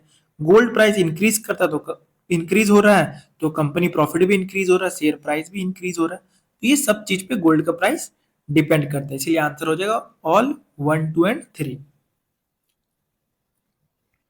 Identify the incorrect statement with respect to SEBI complaint redress system score। SEBI complaint redress system scores के रिस्पेक्ट में कौन सा स्टेटमेंट इनकरेक्ट है? पहला ऑप्शन है scores enables the market intermediates and listed companies to receive complain from investor, redress such complaints and report redressal. दूसरा option है score is a web based centralised grievance redress system. तीसरा option है scores is completely online so an investor can not lodge a physical complain. ऐसा तो नहीं होता, वो physical complain भी कर सकता है बट सारा प्रोसेस ऑनलाइन होता, फिजिकल को ही फिर ऑनलाइन अपलोड करना पड़ता. तो ये ऑप्शन इनकरेक्ट है. आइए एक्सप्लेनेशन देखते हैं. स्कोर एक वेब बेस्ड सेंट्रलाइज्ड प्लेटफॉर्म है जहां इन्वेस्टर अपनी कंप्लेंट रजिस्टर कर सकता है. लेकिन एक इंपॉर्टेंट पॉइंट है, सिस्टम ऑनलाइन है पर फिजिकल कंप्लेन भी सबमिट की जा सकती है. इन्वेस्टर सेबी ऑफिस या इंटरमीडियरी को फिजिकल कंप्लेन देता है, कंप्लेन स्कैन की जाती है, उसके बाद स्कोर पोर्टल पर अपलोड करके प्रोसेस किया जाता है. तो इसका राइट आंसर हो जाएगा score is completely online so an investor can not lodge a physical complain. ये स्टेटमेंट फॉल्स है और क्वेश्चन में फॉल्स ही पूछा जा रहा है कि कौन सा स्टेटमेंट फॉल्स है. Identify the false statement with respect to a new fund offer. NFO से रिलेटेड कौन सा स्टेटमेंट फॉल्स है? A closed-ended mutual fund NFO will have a NFO opening date, NFO closing date and a scheme reopening date. तो हम लोग पढ़े हैं कि क्लोज एंडेड म्यूचुअल फंड में NFO closing NFO opening date तो होता है, क्लोजिंग डेट भी होता है बट स्कीम रीओपनिंग डेट नहीं होता है. दूसरा है open ended mutual fund NFO will have NFO opening date. हाँ ठीक है, एनएफओ क्लोजिंग डेट भी होता है और स्कीम री ओपनिंग डेट भी होता है. तो इसमें फॉल्स कौन सा हो जाएगा? Only one is false. Close ended mutual fund में क्या होता है? Close ended fund NFO period में यूनिट इशू करते हैं. एनएफओ के बाद स्कीम रीओपन नहीं होती. इन्वेस्टर बाद में स्टॉक एक्सचेंज पर यूनिट बाय सेल करते हैं, एएमसी से डायरेक्ट नहीं. इसलिए स्टेटमेंट वन जो है वो फॉल्स है. ओपन एंडेड म्यूचुअल फंड में क्या होता है? एनएफओ ओपनिंग डेट और क्लोजिंग डेट होती है. एनएफओ क्लोज होने के बाद स्कीम रीओपन हो जाती है. इन्वेस्टर एएमसी से एनबी पर बाय सेल कर सकते हैं. इसलिए स्टेटमेंट टू जो है वो करेक्ट है. Return from a fund is 9% and the risk-free rate is 5%. The standard deviation is 3. Beta is 1.6. What will the numerator for calculating the Sharpe ratio? Question पूछ रहा है कि शार्प रेशियो कैलकुलेट करते time ऊपर वाला part यानी कि numerator क्या होगा? तो पहले शार्प रेशियो का फॉर्मूला याद रखना होगा. शार्प रेशियो का फॉर्मूला होता है return earn minus risk free return divided by standard division. तो यहाँ पे रिटर्न अर्न है 9 और 9 को माइनस करेंगे 5 से और डिवाइड करेंगे 3 से. तो ऊपर वाला पूछ रहा तो आ जाएगा 4/3 और यहाँ पे पूछ क्या रहा है? यहाँ पे पूछ रहा न्यूमरेटर, तो न्यूमरेटर हो जाएगा 4. तो इसलिए इसका आंसर हो जाएगा 4. A mutual fund has the policy of imposing an exit load of 2% for reduction up to 1 year and 1% for reduction beyond 1 year. If an investor redeem 2000 unit at an NAV of rupees 40 at the end of 6 months from the date of investment, what will be reduction amount receivable by the investor? यहाँ पे एक साल से पहले redeem करने पे 2% exit load लग रहा है और एक साल के बाद रिडीम करने पर 1%. बट यहाँ क्वेश्चन पूछ रहा है कि 2000 यूनिट को रिडीम किया गया 40 रुपीज पे 6 मंथ में, तो यानी कि 2% एग्जिट लोड लगेगा. तो इसका कैलकुलेशन ये होगा कि यूनिट्स को इनटू कर देंगे एनएवी से तो अमाउंट पता चल जाएगा. अब ये 80,000 अमाउंट पे यूनिट 2000 यूनिट को 40 से इंटू कर दिए यूनिट्स को एनएवी से तो 80,000 अमाउंट निकल गया. अब उस पर लग रहा है 2% एग्जिट लोड, तो 80,000 का 2% निकल के आ जाएगा 1600 रुपीज. अब इसको 80,000 से माइनस कर देंगे तो टोटल विड्रॉवल अमाउंट जो हो गया वो 78,400 आंसर हो गया. Mister Suresh invest ₹30,000 in an equity fund. The face value of this scheme is ₹10 and NAV is ₹12. The exit load is 2%. How many units will be allotted to mister Suresh? तो यहाँ 30,000 invest किया जा रहा है, एनएवी है 12, तो उसको डिवाइड कर देंगे तो हमारा यूनिट निकल के आ जाएगा. 30,000 अमाउंट को डिवाइड कर दिए एनएवी से तो 2,500 यूनिट इसका आंसर हो जाएगा. Miss Priya redeem 2000 unit at an NAV of ₹13. If the exit load is 1%, what is the reduction value of the investment? 2000 units को वो इन्वेस्ट कर रही है एनएवी 13 रुपीज के एनएवी पे, एग्जिट लोड लग रहा है 1%, तो रिडक्शन वैल्यू क्या होगा? तो यूनिट को इंटू कर देंगे एनएवी से तो 26,000 हमारा अमाउंट निकल के आया. अब उस पर लग रहा है 1% का एग्जिट लोड, तो 26,000 का जब 1% करेंगे तो 260 रुपया. अब 26,000 को 260 से माइनस कर देंगे तो उतना ही यूनिट हमें रिडीम हुआ, यानी 25,740 इसका आंसर हो जाएगा। Calculate the NAV for the following information. Value of stock 200 crore, value of money market instrument 25 crore, dividend accurate but not received 10 crore, amount receivable on sale of shares 5 crore, amount payable on purchase of share 10 crore, fees payable rupees 1 crore, number of outstanding unit 3 crore. NAV calculate करना, तो यहाँ पे NAV जो calculate करने का formula होता है, जो भी चीज आप रिसीव कर रहे हो उसको प्लस कीजिए और जो भी चीज आप पे कर रहे हैं, परचेस कर रहे हैं, उसको माइनस कीजिए और डिवाइड कीजिए नंबर ऑफ आउटस्टैंडिंग यूनिट से, तो आपका आंसर निकल आएगा। तो यहाँ पर फॉर्मूला देख लेते हैं। एनएवी इक्वल टू क्या हो गया, value of stock plus value of money market instrument plus dividend accurate but not received plus amount receivable on sale of shares minus amount payable on purchase of shares minus fees payable divided by number of outstanding unit। तो यहाँ पे आप सबको total करेंगे, पहले जो भी आप रिसीव कर रहे हैं और उसको माइनस करेंगे जो भी चीज आप परचेस कर रहे हैं, ठीक है। फिर उसको डिवाइड करेंगे 3 करोड़ से, क्योंकि नंबर ऑफ आउटस्टैंडिंग यूनिट्स कितना है 3 करोड़, तो यहाँ पे आपका आंसर निकल के आ जाएगा 76.16। तो ये जो फॉर्मूला है उसको आप लोग याद कर लीजिएगा, क्योंकि ये एग्जाम में ये क्वेश्चन आता ही है।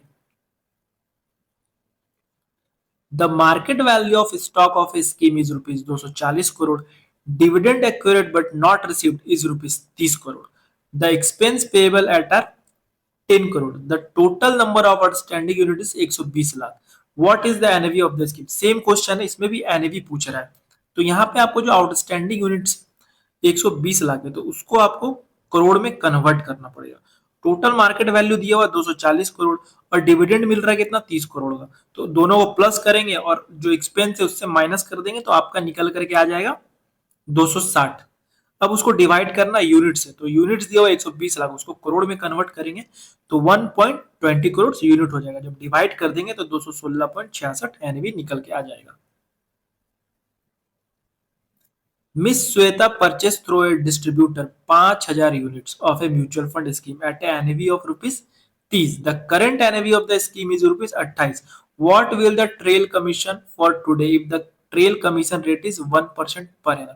तो इस क्वेश्चन में ट्रेल कमीशन पूछा जा रहा है और ट्रेल कमीशन हमेशा जो होता है वो करंट एनवी पे निकाला जाता है।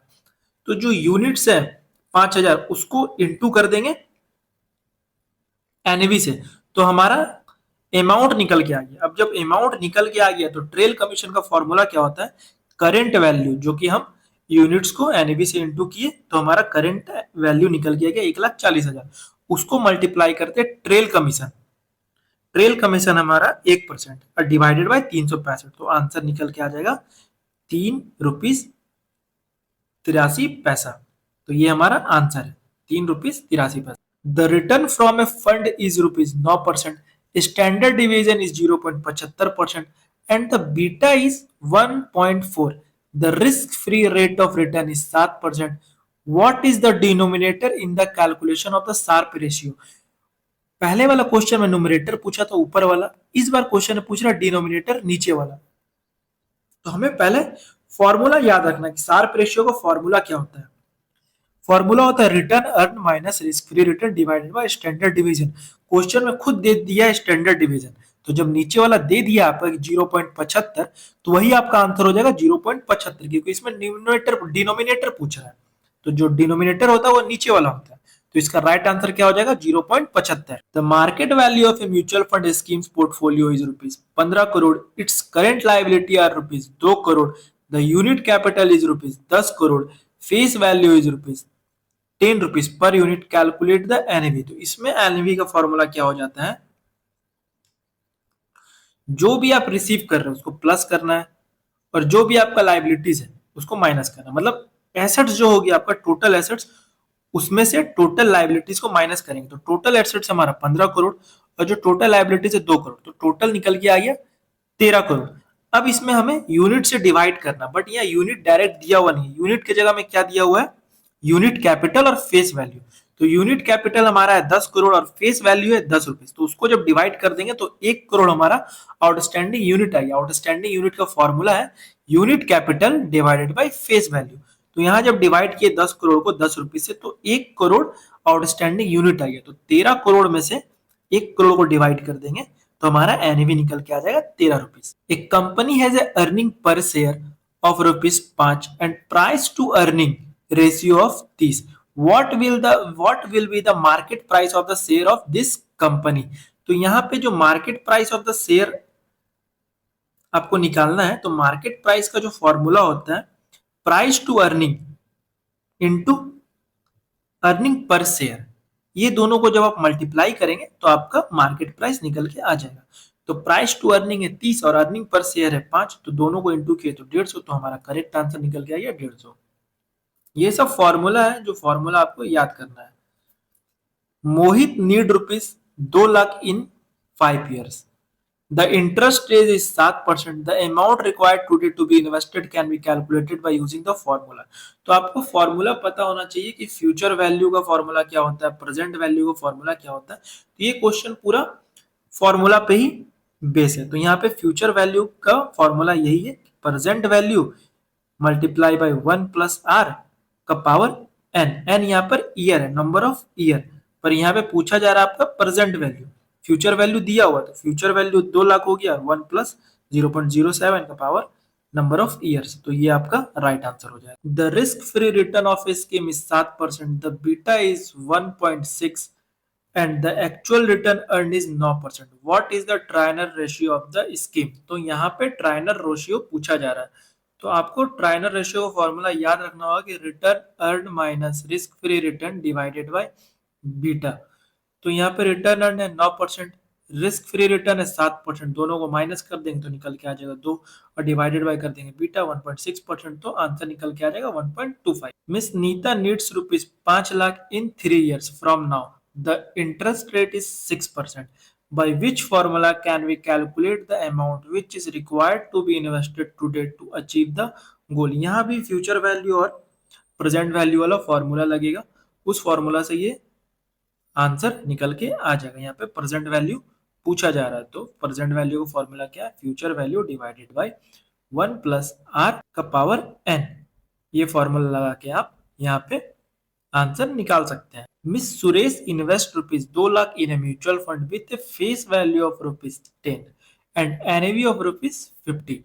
How many units will be allotted? तो यहाँ यूनिट्स पूछा जा रहा है, तो यूनिट्स निकालने का फॉर्मूला क्या होता है, जो इन्वेस्टेड अमाउंट को डिवाइड कर देते हैं एनएवी से, तो यूनिट्स हमारा निकल के आ जाता है। तो 2 लाख को यहाँ पे डिवाइड कर देंगे 50 से, तो यूनिट्स हमारा 4000 यूनिट्स निकल के आ जाए। Miss Janvi invest ₹2 lakh in an equity fund, the face value of this scheme is ₹10 and the NAV is ₹40, the exit load is 1%। How many units will be allotted to Miss Janvi? यहाँ भी units पूछा जा रहा, तो यूनिट्स का formula क्या होता है, अमाउंट डिवाइडेड बाय एनएवी। तो यहाँ पे 2 लाख अमाउंट है, इन्वेस्टेड अमाउंट, और एनएवी है 40 रुपए, तो दोनों को डिवाइड कर देंगे तो यहाँ 5000 यूनिट निकल के आ जाएगा, हमारा आंसर हो जाएगा 5000। Mister x has invested ₹2 lakh in A 370 day FMP and on maturity he receive ₹2,15,832। What is the capital gain of this transaction? तो इन्वेस्टेड अमाउंट 2 लाख है और जो हमें पैसा रिटर्न मिला वो 2,15,832 है, दोनों को माइनस कर देंगे तो हमारा कैपिटल गेन निकल के आ जाएगा। तो यहाँ पे 15,832 हमारा आंसर हो जाएगा। Calculate the Treynor ratio from the following data, return from a mutual fund scheme is 7.5%, the beta is 0.62, the risk free rate of return is 6%। तो ट्रायनर रेशियो का फॉर्मूला क्या होता है, रिटर्न अर्न जो कि 7.5 है, फिर माइनस करेंगे रिस्क फ्री रिटर्न से जो कि 6 है और डिवाइड कर देंगे बीटा से, तो यहाँ पे आंसर हमारा 2.42 निकल के आ जाएगा। Calculate the average holding period if the portfolio turnover ratio is 50%।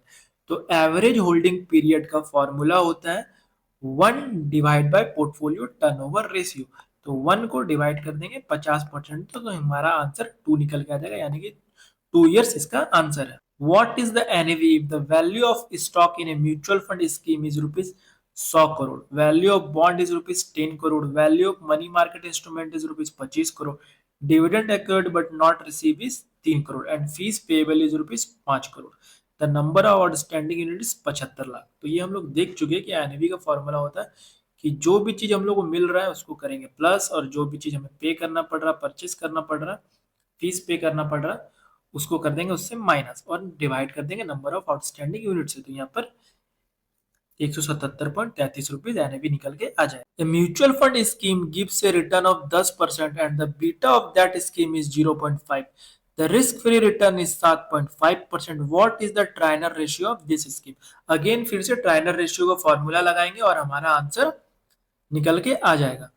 तो रिटर्न को दोनों रिटर्न को माइनस करेंगे, पहले return earn on the scheme से माइनस करेंगे रिस्क फ्री रिटर्न को, तो आ जाएगा हमारा 2.5। अब उसको डिवाइड कर देंगे 0.5 से, यानी कि बीटा ऑफ द स्कीम से, तो हमारा आंसर निकल के आ जाएगा 5। तो 5 हमारा आंसर हो जाएगा। ट्रायनर रेशियो कितना हो जाएगा 5%। An investor purchased through a distributor 5000 units of a mutual fund scheme at an NAV of rupees 25.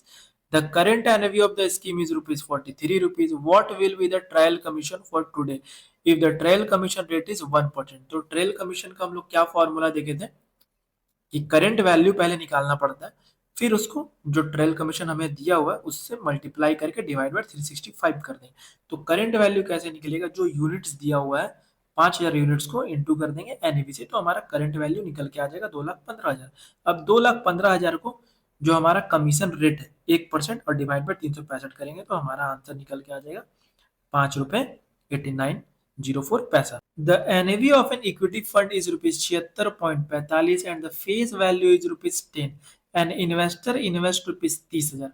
How many units will be allotted to him? तो यहाँ पे यूनिट्स पूछ रहा, तो यूनिट्स हम लोग कैसे निकालते हैं, जो इन्वेस्टेड अमाउंट होता है उससे एनएवी को डिवाइड कर देते हैं। तो यहाँ पे 30,000 को डिवाइड करेंगे 76.45 से, तो हमारा आंसर निकल के आ जाएगा 392.41 यूनिट। इसका राइट आंसर होगा। Return from A fund is 11.5% and the risk free rate is 7%। The standard division is 3 and beta is 1.9. What will be the denominator for calculating the Sharpe ratio? तो Sharpe ratio में beta का कहीं कोई काम नहीं होता है, और यहाँ पे डिनोमिनेटर पूछा जा रहा, मतलब कि नीचे वाला पार्ट क्या होगा वो पूछा जा रहा है। तो शार्प रेशियो का फॉर्मूला याद रखना है। शार्प रेशियो का फॉर्मूला क्या होता है, return earn minus risk free return divided by standard division. Question में स्टैंडर्ड डिवीजन 3 दिया हुआ है और स्टैंडर्ड डिवीजन नीचे आ जाएगा, तो इसका आंसर हो जाएगा 3। What is the total expense ratio for an index fund और एन ईटीएफ? इंडेक्स फंड या ईटीएफ का मैक्सिमम टोटल एक्सपेंस रेशियो कितना हो सकता है? पहला ऑप्शन है total expense ratio shall not exceed 1% of the daily net assets। दूसरा ऑप्शन है total expense ratio shall not exceed 2% of the daily net assets। तीसरा ऑप्शन है total expense ratio shall not exceed 1.5% of the daily net assets। चौथा option है total expense ratio shall not exceed 0.50% of the daily net assets. तो index fund में जो total expense ratio वो 1% से ज्यादा नहीं होता, इसलिए इसका राइट आंसर है 1 number, 1% of the daily net assets. याद रखना होगा आपको कि जो भी इंडेक्स फंड होता है, एटीएफ होता है, उसका मैक्सिमम जो टोटल एक्सपेंस रेशियो होता है 1% होता है, और जो एक्टिव म्यूचुअल फंड होता है वो ज्यादा हो सकता है 1% से। In which document is a commentary on the current state of economy and market is also generally provided? कौन से डॉक्यूमेंट में करंट इकोनॉमी और मार्केट कंडीशन पर कमेंट्री दी जाती है? पहला ऑप्शन है स्टेटमेंट ऑफ एडिशनल इंफॉर्मेशन, दूसरा ऑप्शन है की इंफॉर्मेशन मेमोरेंडम, तीसरा ऑप्शन है फंड फैक्ट शीट, चौथा ऑप्शन है स्कीम इंफॉर्मेशन डॉक्यूमेंट। इसका राइट आंसर है 3 number fund fact sheet. Fund fact sheet एक पीरियोडिक डॉक्यूमेंट होता है जो एएमसी पब्लिश करती है। इसमें इन्वेस्टर को मिलता है scheme performance, portfolio detail, sector allocation, risk ratio, AUM, market और इकोनॉमी कमेंट्री। तो इसका राइट आंसर है fund fact sheet. Identify the duty of a sponsor of a mutual fund. Mutual fund में स्पॉन्सर की duty क्या होती है? पहला ऑप्शन है guards the interest of the mutual fund unit holders, दूसरा ऑप्शन है contributes to the capital of the asset management company, तीसरा ऑप्शन है looks after the day to day administration of the mutual fund, चौथा option है regularly report to SEBI on the working of the fund. तो इसका right answer है contributes to the capital of the asset management company. Sponsor mutual fund establish करता है, सेबी से registration के लिए अप्लाई करता है और एएमसी की कैपिटल में इन्वेस्ट करता है। तो आपको याद रखना है कि एएमसी को स्टार्ट करने के लिए पैसा स्पॉन्सर देता है। Dash is not a fair selling practice by mutual fund distributor.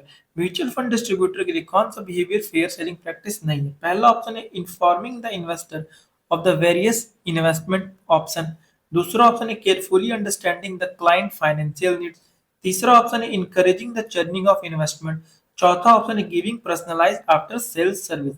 तो इसका राइट आंसर है encouraging the churning of investment. आइए एक्सप्लेनेशन समझते हैं। चर्निंग का मतलब हो गया इन्वेस्टर को बार बार फंड बाय करवाना, फंड सेल करवाना, स्विच करवाना, सिर्फ कमीशन अर्न करने के लिए। तो ये फेयर सेलिंग प्रैक्टिस नहीं है। तो इसका राइट आंसर है encouraging the churning of investment. The loss booked from equity investment of 18 months can be set off against। अगर इक्विटी इन्वेस्टमेंट 18 मंथ्स के बाद बेची गई और उसमें लॉस हुआ तो उस लॉस को किस गेन के अगेंस्ट सेट ऑफ कर सकते हैं, उसको कहां पर एडजस्ट कर सकते हैं। तो लॉन्ग टर्म का बात करो तो लॉन्ग टर्म का जो भी लॉस होता है वो लॉन्ग टर्म कैपिटल गेन में ही एडजस्ट कर सकते हैं। तो इसका राइट आंसर है 2 नंबर वाला long term capital gain only. आपको याद रखना होगा कि शॉर्ट टर्म कैपिटल लॉस होता है तो उसको शॉर्ट टर्म कैपिटल गेन और लॉन्ग टर्म कैपिटल गेन दोनों में एडजस्ट कर सकते हैं। बट जब भी लॉन्ग टर्म कैपिटल लॉस हो रहा है तो उसको सिर्फ लॉन्ग टर्म कैपिटल गेन में ही एडजस्ट कर सकते हैं। Investments have to be made only through authorised signatories for investment by. कौन से टाइप की इन्वेस्टर म्यूचुअल फंड में इन्वेस्ट सिर्फ ऑथराइज्ड सिग्नेटरीज के थ्रू करते हैं। पहला ऑप्शन है इंस्टीट्यूशनल इन्वेस्टर, दूसरा ऑप्शन है हिंदू एंड डिविडेंड फैमिली, तीसरा ऑप्शन है नॉन रेजिडेंस इंडियंस, चौथा ऑप्शन है हाई नेटवर्थ इंडिविजुअल। तो जितने भी इंडिविजुअल है वो आंसर नहीं होगा, इसका आंसर है इंस्टीट्यूशनल इन्वेस्टर मतलब कंपनी। इंस्टीट्यूशनल इन्वेस्टर कौन कौन हो सकते हैं? Companies, bank, insurance company, trust, pension fund. ये ऑर्गेनाइजेशन खुद साइन नहीं कर सकते, इसलिए बोर्ड रेजोल्यूशन के थ्रू ऑथराइज सिग्नेचर अपॉइंट किया जाता है। वही पर्सन एप्लीकेशन साइन करता है, इन्वेस्टमेंट ट्रांजैक्शन करता है, डॉक्यूमेंट अप्रूव करता है। The form for registering a change in the default bank account has to be signed।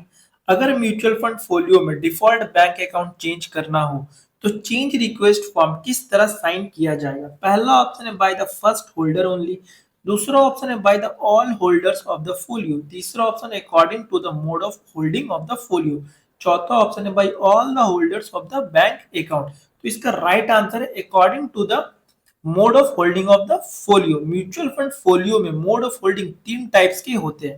पहला सिंगल होल्डिंग, दूसरा ज्वाइंट होल्डिंग, तीसरा माइनर होल्डिंग। इसलिए रूल फिक्स नहीं है फर्स्ट होल्डर साइन करेगा या सब होल्डर साइन करेगा, इसलिए साइन डिपेंड किस पे करता है? मोड ऑफ होल्डिंग पे। तो इसका राइट आंसर है according to the mode of holding of the folio. To measure the fund manager performance, the difference between the scheme's actual return and its optimal return is calculated and this is known as fund manager की performance major करने के लिए scheme का actual return और expected returns के बीच का difference क्या कहलाता है? पहला ऑप्शन है अल्फा, दूसरा ऑप्शन है बीटा, तीसरा ऑप्शन है शार्प, चौथा ऑप्शन है ट्राइनोड। तो इसका राइट आंसर है अल्फा। अल्फा फंड मैनेजर की रियल परफॉर्मेंस को मेजर करता है। अल्फा का फॉर्मूला क्या होता है, कैसे अल्फा निकालते हैं? Alpha equal to actual return minus expected benchmark return. Example, अगर बेंचमार्क रिटर्न 10% है और फंड रिटर्न 13% है तो alpha fund return minus benchmark return तो 3% अल्फा हो गया। मतलब 3% फंड मैनेजर अगर पॉजिटिव अल्फा है तो अच्छा परफॉर्म किया है। पॉजिटिव अल्फा का मतलब हो गया फंड मैनेजर ने मार्केट को बीट किया है। जीरो अल्फा का मतलब हो गया मार्केट की इक्वल परफॉर्मेंस और निगेटिव अल्फा का मतलब हो गया मार्केट से गंदा परफॉर्मेंस। तो इसका राइट आंसर है alpha. Which of this is an advantage of mutual fund? Mutual fund का कौन सा फीचर इन्वेस्टर के लिए एडवांटेज है? ये 4 ऑप्शन है, इसमें से आपको बताना कि कौन सा म्यूचुअल फंड का एडवांटेज है। पोर्टफोलियो कस्टमाइजेशन, दूसरा ऑप्शन है चॉइस ओवरलोड, तीसरा ऑप्शन है कंट्रोल ओवर कॉस्ट, चौथा ऑप्शन इकोनॉमीज ऑफ स्केल। तो इसका right answer economies of scale. यहाँ पे कुछ एडवांटेज और कुछ डिसएडवांटेज है। तो एडवांटेज मतलब डाइवर्सिफिकेशन का एडवांटेज मिलता है आपको, प्रोफेशनल मैनेजमेंट, लिक्विडिटी और इकोनॉमिक्स ऑफ स्केल, ये म्यूचुअल फंड के एडवांटेज होगा। डिसएडवांटेज की बात करें तो lack of customisation, choice overload, no control over cost, ये म्यूचुअल फंड के डिसएडवांटेज होगी। तो एग्जाम में एडवांटेज से भी पूछा जाता है और डिसएडवांटेज से भी पूछा जाता है। तो यहाँ पे आप लोग याद कर ले कि क्या क्या एडवांटेज और क्या क्या डिसएडवांटेज है।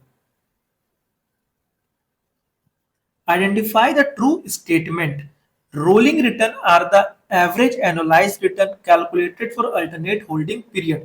Rolling return वो एवरेज एनुअल रिटर्न होते हैं जो डिफरेंट डिफरेंट होल्डिंग पीरियड पर कैलकुलेट किए जाते हैं। तो ये ऑप्शन तो राइट है। दूसरा ऑप्शन है holding period return do not provide an accurate picture return of fund if its initial value is too high और low. Holding period return fund के रिटर्न के एक्यूरेट पिक्चर नहीं देता। अगर स्टार्टिंग वैल्यू बहुत ज्यादा हाई या बहुत लो है तो ये भी राइट, यानी both 1 and 2 are correct. Rolling return क्या होता है? डिफरेंट टाइम पीरियड पर एवरेज एनालाइज रिटर्न कैलकुलेट करना। अगर 5 ईयर का रोलिंग रिटर्न कैलकुलेट कर रहे हैं तो 2015 से 2020, 2016 से 2021, 2017 से 2022 ऐसे करके कैलकुलेट करेंगे। हर पीरियड का रिटर्न कैलकुलेट करके एवरेज निकाला जाता है। इससे फंड की रियल परफॉर्मेंस पता चलता है। तो आपको रोलिंग रिटर्न में ये याद रखना कि इससे फंड की रियल परफॉर्मेंस पता चलता है। होल्डिंग पीरियड रिटर्न क्या होता है? Return between two fixed date, जैसे 2018 से 2023 के बीच के रिटर्न। इसमें प्रॉब्लम क्या होता है? अगर स्टार्ट पॉइंट या एंड पॉइंट अनयूजुअल हो, मतलब मार्केट क्रैश या पीक का टाइम हो, तो रिटर्न मिसलीडिंग हो सकता है। इसलिए होल्डिंग पीरियड रिटर्न कभी कभी एक्यूरेट पिक्चर नहीं देता। तो यहाँ पे आपको याद रखना है कि holding period return accurate picture नहीं देता और रोलिंग रिटर्न एक्यूरेट पिक्चर देता है। एक closed end fund will have a closed end fund में क्या होता है? पहला ऑप्शन है fixed dividend pay out ratio, दूसरा ऑप्शन है फिक्स्ड यूनिट कैपिटल, तीसरा ऑप्शन है फिक्स्ड नेट एसेट वैल्यू, चौथा ऑप्शन है फिक्स्ड एसेट अंडर मैनेजमेंट। तो इसका राइट आंसर है fixed unit capital. Close and scheme सिर्फ एनएफओ पीरियड में ही यूनिट इशू करते हैं। एनएफओ क्लोज होने के बाद एएमसी नए यूनिट इशू नहीं करती और रिडक्शन भी डायरेक्टली एएमसी से नहीं होता। इसलिए total number of units fixed हो जाता है।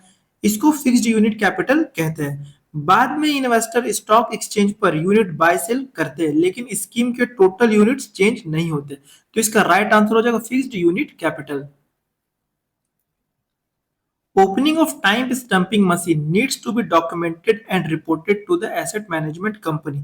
State whether true or false। ये बहुत इंपॉर्टेंट क्वेश्चन, इसको अच्छे से आप लोग समझेंगे। पहला ऑप्शन है ट्रू, दूसरा ऑप्शन है फॉल्स। क्या टाइम स्टैंपिंग मशीन को ओपन करना, प्रॉपर्ली डॉक्यूमेंट करना और एएमसी मैनेजमेंट कंपनी को रिपोर्ट करना जरूरी होता है? तो ये फॉल्स आंसर है। क्यों? आइए एक्सप्लेनेशन समझते हैं। म्यूचुअल फंड ट्रांजैक्शन में टाइम स्टैंपिंग मशीन यूज होती है ताकि exact time of application submission record हो सके।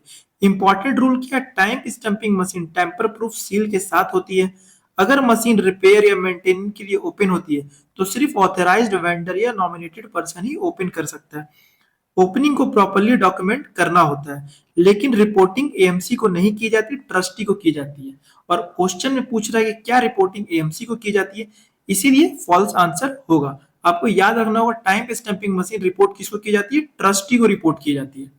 While the SID, SAI and KIM needs to be updated periodically, the interim changes are updated by the AMC through the issuance। SID, SAI और KIM को time to time update किया जाता है। इंतरिम changes को AMC क्या issue करके update करती है? पहला ऑप्शन है फैक्ट शीट, दूसरा ऑप्शन है डायरेक्टर्स रिपोर्ट, तीसरा ऑप्शन है ऑडिटर्स रिपोर्ट और चौथा ऑप्शन है एडेंडम। तो हम लोग पढ़ चुके हैं कि कुछ भी इंतरिम चेंजेस होता है तो वो एडेंडम के थ्रू होता है। तो इसका राइट आंसर हो जाएगा फोर्थ नंबर वाला एडेंडम। म्यूचुअल फंड स्कीम का मेन डॉक्यूमेंट होता है सिड, साइन एंड किम। ये document time to time update होते हैं, लेकिन अगर बीच में कोई चेंजेस हो जाए यानी इंतरिम चेंजेस तो एएमसी एडेंडम यूज करती है। एडेंडम क्या होता है? एक सप्लीमेंट्री अपडेट जो डॉक्यूमेंट होता है जो एग्जिस्टिंग डॉक्यूमेंट में टेम्परेरी या इंतरिम चेंजेस बताता है। मतलब कि कोई भी डॉक्यूमेंट में सिड, साई, किम में अगर कोई चेंजेस हो रहा है तो वो एडेंडम के थ्रू बताया जाता है। वो चेंजेस क्या क्या हो सकते हैं? Expense ratio change, fund manager change, address change, load structure change. ये एडेंडम डॉक्यूमेंट सिड एंड किम के साथ अटैच या सर्कुलेट किया जाता है। तो एग्जाम में ये भी क्वेश्चन पूछ दिया जाता है कि एडेंडम किस डॉक्यूमेंट के साथ सर्कुलेट किया जाता है? तो सिड एंड किम के साथ सर्कुलेट किया जाता है। तो इसका राइट आंसर हो जाएगा addendum. In case of an index fund, the minimum investment in securities of a particular index which is replicated and tracked shall be। Index fund के केस में किसी पर्टिकुलर इंडेक्स जो रिप्लिकेट एंड ट्रैक किया जा रहा है कि security से मिनिमम इन्वेस्टमेंट कितना परसेंट होगा। कोई भी इंडेक्स फंड अगर उसके वो अपने फंड को ट्रैक करता है तो कितना परसेंट वो टोटल एसेट्स में इन्वेस्ट करेगा। तो पहला ऑप्शन है 80% ऑफ द टोटल एसेट, दूसरा option 85% of the total asset, तीसरा option 90% of the total asset, चौथा option 95% of the total asset. तो इसका राइट आंसर है 95% of the total assets. Index fund एक पैसिव म्यूचुअल फंड होता है जो किसी स्पेसिफिक मार्केट इंडेक्स को रेप्लिकेट या ट्रैक करता है। इसका ऑब्जेक्टिव होता है इंडेक्स के रिटर्न को क्लोजली मैच करना। मिनिमम 95% एसेट्स उस इंडेक्स के सिक्योरिटीज में इन्वेस्ट होना चाहिए जिसे फंड ट्रैक कर रहा है। बाकी का जो रिमेनिंग 5% होता है वो कैश में, मनी मार्केट इंस्ट्रूमेंट या लिक्विडिटी मैनेजमेंट के लिए यूज हो सकता है। तो इसका राइट आंसर है 95% of the total assets. Dash investment style means buying stock which are priced lower in the market than the assessment based on fundamental analysis. Dash investment style का मतलब है ऐसे स्टॉक्स खरीदना जो मार्केट में उनकी fundamental analysis के हिसाब से कम प्राइस पर मिल रहे होते हैं। पहला ऑप्शन है ग्रोथ, दूसरा ऑप्शन है ब्लेंड, तीसरा ऑप्शन है वैल्यू और चौथा ऑप्शन है साइक्लिक। तो इसका राइट आंसर है वैल्यू। वैल्यू इन्वेस्टिंग का मतलब होता है ऐसे स्टॉक खरीदना जो मार्केट में अपनी रियल वैल्यू से सस्ते मिल रहे हो। फंडामेंटल एनालिसिस के बेसिस पर एनालिस्ट को लगता है कि स्टॉक की एक्चुअल वैल्यू मार्केट प्राइस से ज्यादा है, इसलिए इन्वेस्टर उस स्टॉक को अंडर वैल्यू समझकर बाय करता है। मार्केट ने अभी तक कंपनी की ट्रू वैल्यू रिकॉग्नाइज नहीं की है। जब मार्केट उस स्टॉक को रियलाइज करेगा तो स्टॉक का प्राइस इंक्रीज होगा, इसीलिए पहले से ही स्टॉक को खरीदा जाता है जिसका वैल्यू लगता है कि रिसर्च के बाद कि अभी उसका वैल्यू मार्केट के जितना प्राइस होना चाहिए उस प्राइस से कम है। तो इसका राइट आंसर हो जाएगा value. Which is the source scheme in a systematic transfer plan STP? Systematic transfer plan में source scheme कौन सी होती है? पहला option it is the scheme with the lower NAV, दूसरा option it is the scheme from which funds are transferred, तीसरा option it is the scheme to which funds are transferred, चौथा option it is the scheme with the higher NAV। तो इसका right answer है it is the scheme from which funds are transferred। STP पे investor एक mutual fund scheme से दूसरे scheme में regular interval पर पैसा ट्रांसफर करता है। इसमें दो स्कीम होती है, सोर्स स्कीम जिस स्कीम से पैसा निकल कर ट्रांसफर किया जाता है, दूसरा है टारगेट स्कीम जिस स्कीम में पैसा इन्वेस्ट किया जाता है। How can the empanelment of a mutual fund distributor be terminated? Mutual fund distributor का इम्पैनलमेंट कैसे टर्मिनेट हो सकता है? पहला ऑप्शन है the empanelment gets automatically terminated on the completion of the term of empanelment, दूसरा ऑप्शन है asset management company can terminate the empanelment at any time, तीसरा ऑप्शन है when all the clients of the distributor shift to direct plans, चौथा option है all of the above. तो इसका right answer है asset management company can terminate the empanelment at any time. जब distributor AMC के साथ empanel होता है तब वो डिक्लेरेशन और एग्रीमेंट साइन करता है। इस एग्रीमेंट में लिखा होता है कि एएमसी को राइट है इम्पैनलमेंट टर्मिनेट करने का। कब एएमसी टर्मिनेट कर सकती है? कंप्लायंस इशू होने पर, miss selling complaints, regulatory violation और एएमसी पॉलिसी डिसीजन चेंज होने पर वो टर्मिनेट कर सकती है। तो इसका राइट आंसर है asset management company can terminate the empanelment at any time. The dividend is declared on units which are under a lien will be paid to। अगर म्यूचुअल फंड यूनिट्स पर लीन लगा हुआ है और डिविडेंड डिक्लेयर होता है तो डिविडेंड किसको मिलेगा? पहला ऑप्शन है द यूनिट होल्डर्स ओनली, दूसरा option the lien holder only, तीसरा ऑप्शन है द यूनिट होल्डर और lien holder as per the agreement, चौथा ऑप्शन है द यूनिट होल्डर और lien holder as per the term of issuance of mutual funds unit. तो इसका right answer है the unit holder और lien holder as per the agreement. Agreement जैसा बना होता उस हिसाब से ये होता है। डिविडेंड किसको मिलेगा ये एग्रीमेंट पर डिपेंड करता है। यूनिट्स अंडर लीन मतलब dividend payment depends on agreement, ये आपको याद रखना। जब भी यूनिट्स अंडर लीन का बात होगा तो डिविडेंड पेमेंट किस पर डिपेंड करेगा? एग्रीमेंट पर डिपेंड करेगा। Stamp duty is required to be paid for which of this mutual fund transaction? Mutual fund में कौन कौन से ट्रांजेक्शन पर स्टंप ड्यूटी लगती है? पहला ऑप्शन है न्यू परचेसेस, दूसरा ऑप्शन है सिस्टमैटिक इन्वेस्टमेंट प्लान, तीसरा ऑप्शन है डिविडेंड री इन्वेस्टमेंट, चौथा ऑप्शन है सिस्टमैटिक ट्रांसफर प्लान एसटीपी। तो इसमें चारों ही ऑप्शन सही है और वो ऑप्शन है fourth number A B C and D. Stamp duty will be applicable to all transactions pertaining to scheme inflows। Purchase पे लगता है, एडिशनल परचेस पे लगता है, डिविडेंड री इन्वेस्टमेंट पे, सिस्टमैटिक इन्वेस्टमेंट प्लान एसआईपी पे लगता है, सिस्टमैटिक ट्रांसफर प्लान और डिविडेंड ट्रांसफर प्लान पर स्टंप ड्यूटी लगता है।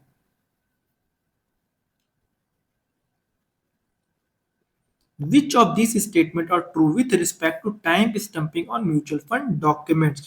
म्यूचुअल फंड डॉक्यूमेंट में टाइम स्टंपिंग से रिलेटेड कौन कौन से स्टेटमेंट सही है? पहला ऑप्शन है time stamping is relevant for non financial mutual fund transaction. तो ये ऑप्शन गलत है क्योंकि टाइम स्टंपिंग फाइनेंशियल ट्रांजैक्शन पर लगता है। दूसरा ऑप्शन है the daily time stamping of application does not start with serial one. तो ये राइट है, जरूरी नहीं है कि सीरियल वन से स्टार्ट हो। तीसरा ऑप्शन है break down of time stamping machine process और breaking of seal is mandated to be duly recorded and reported to the trustee. तो कुछ भी अगर गड़बड़ी होता है, टाइम स्टैंपिंग मशीन खराब होता है, उसको ठीक किया जाता है, तो वो रिपोर्ट किसको किया जाता है? ट्रस्टी को रिपोर्ट किया जाता है। तो ये भी ऑप्शन सही है। तो B and C are true, इसका राइट आंसर हो जाएगा B and C are true. Option A क्यों गलत है? Time stamping is relevant for non financial mutual fund transaction. ये ऑप्शन गलत है क्योंकि नॉन फाइनेंशियल ट्रांजैक्शन का मतलब होता है address change, bank change, nomination change. Time stumping important इसमें नहीं होता, इसमें सिर्फ डेट स्टंपिंग इंपॉर्टेंट होता है। दूसरा ऑप्शन है the daily time stumping of application does not start with serial one. Time stumping machine continue numbering system follow करती है, डेली सीरियल वन से स्टार्ट नहीं होता नंबरिंग, इसलिए बी करेक्ट है। तीसरा ऑप्शन है breakdown of time stamping process must be recorded and reported to trustee. तो ये राइट है। Time stamping machine tamper proof seal के साथ होती है। अगर मशीन खोली जाती है, मतलब रिपेयर या मेंटेन होती है, तो उसका जो रिकॉर्ड मेंटेन करना पड़ता है, उसको जो रिपोर्ट करना पड़ता है, वो ट्रस्टी को रिपोर्ट करना पड़ता है। इसीलिए ऑप्शन सी राइट है। While giving the mutual fund units for repurchase, the distribution should consider the impact of capital gain tax and dash on the investor's portfolio. जब म्यूचुअल फंड यूनिट्स रिडीम की जाती है तो distributor को capital gain tax के साथ और किस चीज का इम्पैक्ट कंसिडर करना चाहिए? पहला ऑप्शन है बीटा, दूसरा ऑप्शन है एंट्री लोड, तीसरा ऑप्शन है एग्जिट लोड, चौथा ऑप्शन है शार्प रेशियो। तो इसका राइट आंसर है एग्जिट लोड। जब investor mutual fund units redeem करता है तो दो चीजें उसको रिटर्न को इफेक्ट कर सकती है। पहला है कैपिटल गेन टैक्स, दूसरा एग्जिट लोड। एग्जिट लोड क्या होता है? एग्जिट लोड एक फी होती है जो एएमसी रिडम्पशन के टाइम चार्ज करती है। यूजली ये तब लगती है जब इन्वेस्टर शॉर्ट पीरियड में यूनिट्स रिडीम करता है। तो इसका राइट आंसर है exit load. As per the fair valuation principle laid out by SEBI, it is mandatory to disclose the valuation policy in SEBI के फेयर वैल्यूएशन प्रिंसिपल के according valuation policy को कहां disclose करना mandatory है? पहला option है statement of additional information, दूसरा option है statement of account send to investors periodically, तीसरा ऑप्शन है फंड फैक्ट शीट, चौथा ऑप्शन है the fair valuation principle are not to be put in public. तो इसका राइट आंसर है statement of additional information. AMC को अपनी वैल्यूएशन पॉलिसी और प्रोसीजर साइन यानी कि स्टेटमेंट ऑफ एडिशनल इंफॉर्मेशन में डिस्क्लोज करने होते हैं। साइन क्या होता है? साइन एक डॉक्यूमेंट होता है जिसमें म्यूचुअल फंड हाउस की डिटेल इंफॉर्मेशन होती है। इसमें इंक्लूड होता है AMC details, valuation policy, risk management practices और इन्वेस्टर सर्विसेज। तो इसका राइट आंसर है स्टेटमेंट ऑफ एडिशनल इंफॉर्मेशन में वैल्यूएशन पॉलिसी इंक्लूड होता है। A mutual fund scheme shall not invest more than 10% of its total NAV in debt instrument. This rule is not applicable for which type of debt instrument? एक mutual fund scheme अपने total NAV का 10% से ज्यादा debt instrument में invest नहीं कर सकती। ये रूल किस टाइप के डेट इंस्ट्रूमेंट पर अप्लाई नहीं होता?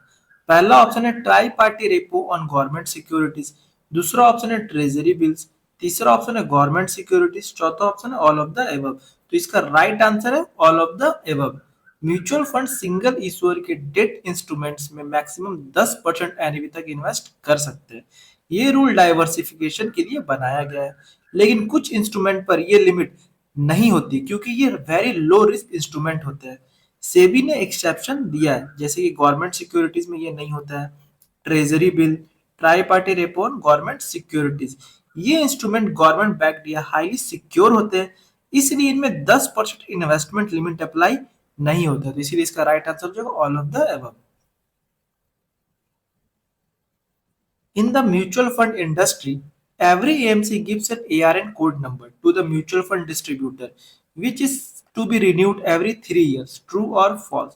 म्यूचुअल फंड इंडस्ट्री में एएमसी म्यूचुअल फंड डिस्ट्रीब्यूटर को एआरएन कोड देती है और ये 3 साल में रिन्यू होता है। क्या ये ट्रू है या फॉल्स है? तो ये फॉल्स है।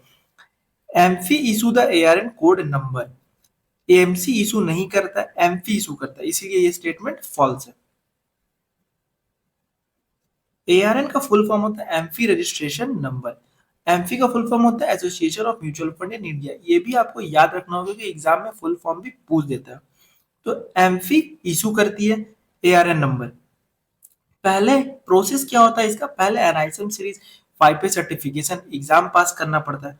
उसके बाद केवाईडी नो योर डिस्ट्रीब्यूटर कंप्लीट करना होता है। फिर एम्फी में रजिस्ट्रेशन करना पड़ता है, तब एम्फी डिस्ट्रीब्यूशन को एआरएन नंबर अलॉट करती है। तो इसका राइट आंसर हो जाएगा फॉल्स। ये स्टेटमेंट फॉल्स है कि एएमसी इशू करती है, जबकि इशू एम्फी करती है। Which of the following have the highest credit risk. इनमें से किस ऑप्शन में सबसे ज्यादा क्रेडिट रिस्क होता है। पहला ऑप्शन है मनी मार्केट फंड, दूसरा ऑप्शन है जंक बॉन्ड, तीसरा ऑप्शन है जीसेक फंड, चौथा ऑप्शन है इनकम फंड। तो इसका राइट आंसर है जंक बॉन्ड। जंक बॉन्ड को हाई यील्ड बॉन्ड्स भी कहा जाता है।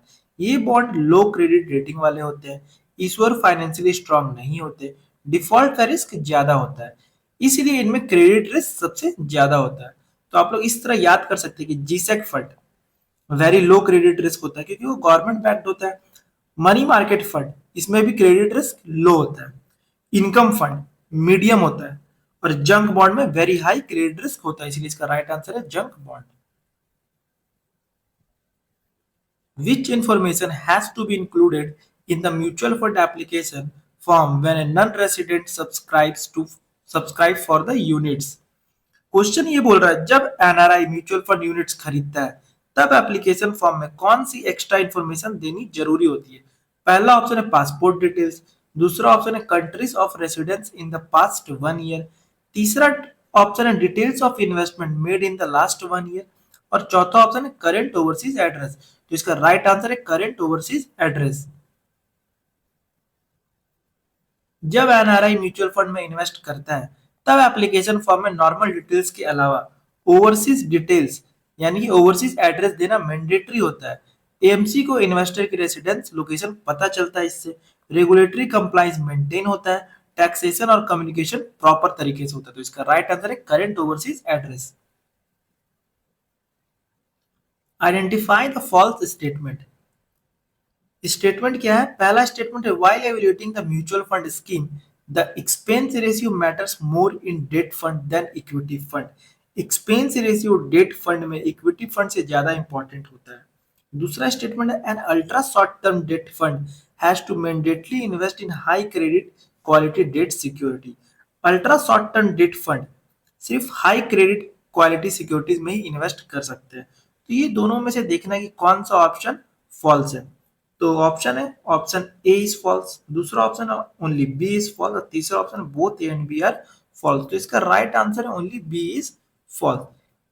Expense ratio matter more in debt fund than equity funds, इसीलिए ऑप्शन ए जो बोला जा रहा है वो राइट है। एक्सपेंस रेशियो ज्यादा मैटर करता है डेट फंड में देन इक्विटी फंड से। रीजन क्या है, डेट फंड के रिटर्न जनरली 6 से 8% के रेंज में होता है, और एक्सपेंस रेशियो 1 से 1.5% हो जाए तो रिटर्न पर बड़ा इंपैक्ट पड़ता है, इसीलिए ऑप्शन ए जो है राइट है।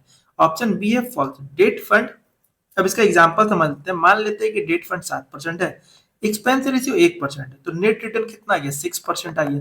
तो इसीलिए ज्यादा मैटर करता है डेट फंड में एक्सपेंस रेशियो। तो इसका राइट आंसर हो जाएगा only B is false. Identify the true statement with respect to total expense ratio. Total expense ratio के बारे में कौन सा स्टेटमेंट ट्रू है। पहला ऑप्शन है the AMC is not allowed to change the total expense ratio of a scheme during its entire life time. दूसरा option है the AMC can change the total expense ratio and it need not to be communicated to the unit holder as it an internal matter. तीसरा option है the AMC can change the total expense ratio and it has to be communicated to all the unit holders. चौथा option है there is no term as total expense ratio for a mutual fund scheme. तो इसका right answer है the AMC can change the total expense ratio and it has to be communicated to all the unit holder. अगर TER मतलब total expense ratio change होता है तो AMC को investor को इन्फॉर्म करना पड़ता है, ईमेल के थ्रू, वेबसाइट डिस्क्लोजर के थ्रू, या फिर फैक्ट शीट या कम्युनिकेशन के थ्रू। टोटल एक्सपेंस रेशियो मतलब हो गया म्यूचुअल फंड स्कीम को मैनेज करने का टोटल एनुअल कॉस्ट। इसमें इंक्लूड होता है fund management fees, administrative expenses, marketing expenses, distribution expenses, ये कॉस्ट एनएवी से डिडक्ट होती है। आइडेंटिफाई द ट्रू स्टेटमेंट, इनमें से कौन सा स्टेटमेंट ट्रू है? Beta is a measure of risk only for equity scheme. Option B है variance is a measure of risk for both debt and equity scheme. Option C a fall in prices of the debt securities due to default is known as a credit event. तो only A and B are true है, या only A and C true है, only B and C true है, या फिर all A and B C are true है? तो इसका right answer all A B C are true. Beta is a measure of risk only for equity scheme. अगर beta equal to 1 है तो market जैसा ही मूवमेंट होगा, अगर बीटा 1 से ज्यादा है तो मार्केट से ज्यादा वॉलेटाइल होगा, और अगर बीटा 1 से कम है तो मार्केट से कम वॉलेटाइल होगा। Variance is a measure of risk for both debt and equity, वो दोनों डेट एंड इक्विटी में रिस्क मेजर में काम आता है। Price fall due to default is called credit event. तो तीनों ही स्टेटमेंट जो है वो ट्रू है। If a person has to be traded in units of a closed-ended mutual fund on the stock exchange platform, then the units have to be held in dash. अगर कोई investor close ended mutual fund के unit stock exchange पर trade करना चाहता है तो unit किस form में होने चाहिए? पहला ऑप्शन है डिमेटेरियलाइज्ड फॉर्म, दूसरा ऑप्शन है फिजिकल फॉर्म। तो इसका राइट आंसर है dematerialised form. Close ended mutual fund scheme में स्टॉक एक्सचेंज पर लिस्ट होती है, क्योंकि इन्वेस्टर स्कीम के बीच में एएमसी से रिडम्पशन नहीं कर सकता। इसलिए अगर इन्वेस्टर बीच में पैसा निकालना चाहे तो स्टॉक एक्सचेंज पर यूनिट सेल करता है। स्टॉक एक्सचेंज पर कोई भी सिक्योरिटी ट्रेड करने के लिए डीमेट अकाउंट होना जरूरी है। क्लोज एंडेड फंड के यूनिट डिमेटेरियलाइज्ड यानी कि डीमेट फॉर्म में होने चाहिए, इसलिए इसका राइट आंसर है डिमेटेरियलाइज्ड फॉर्म।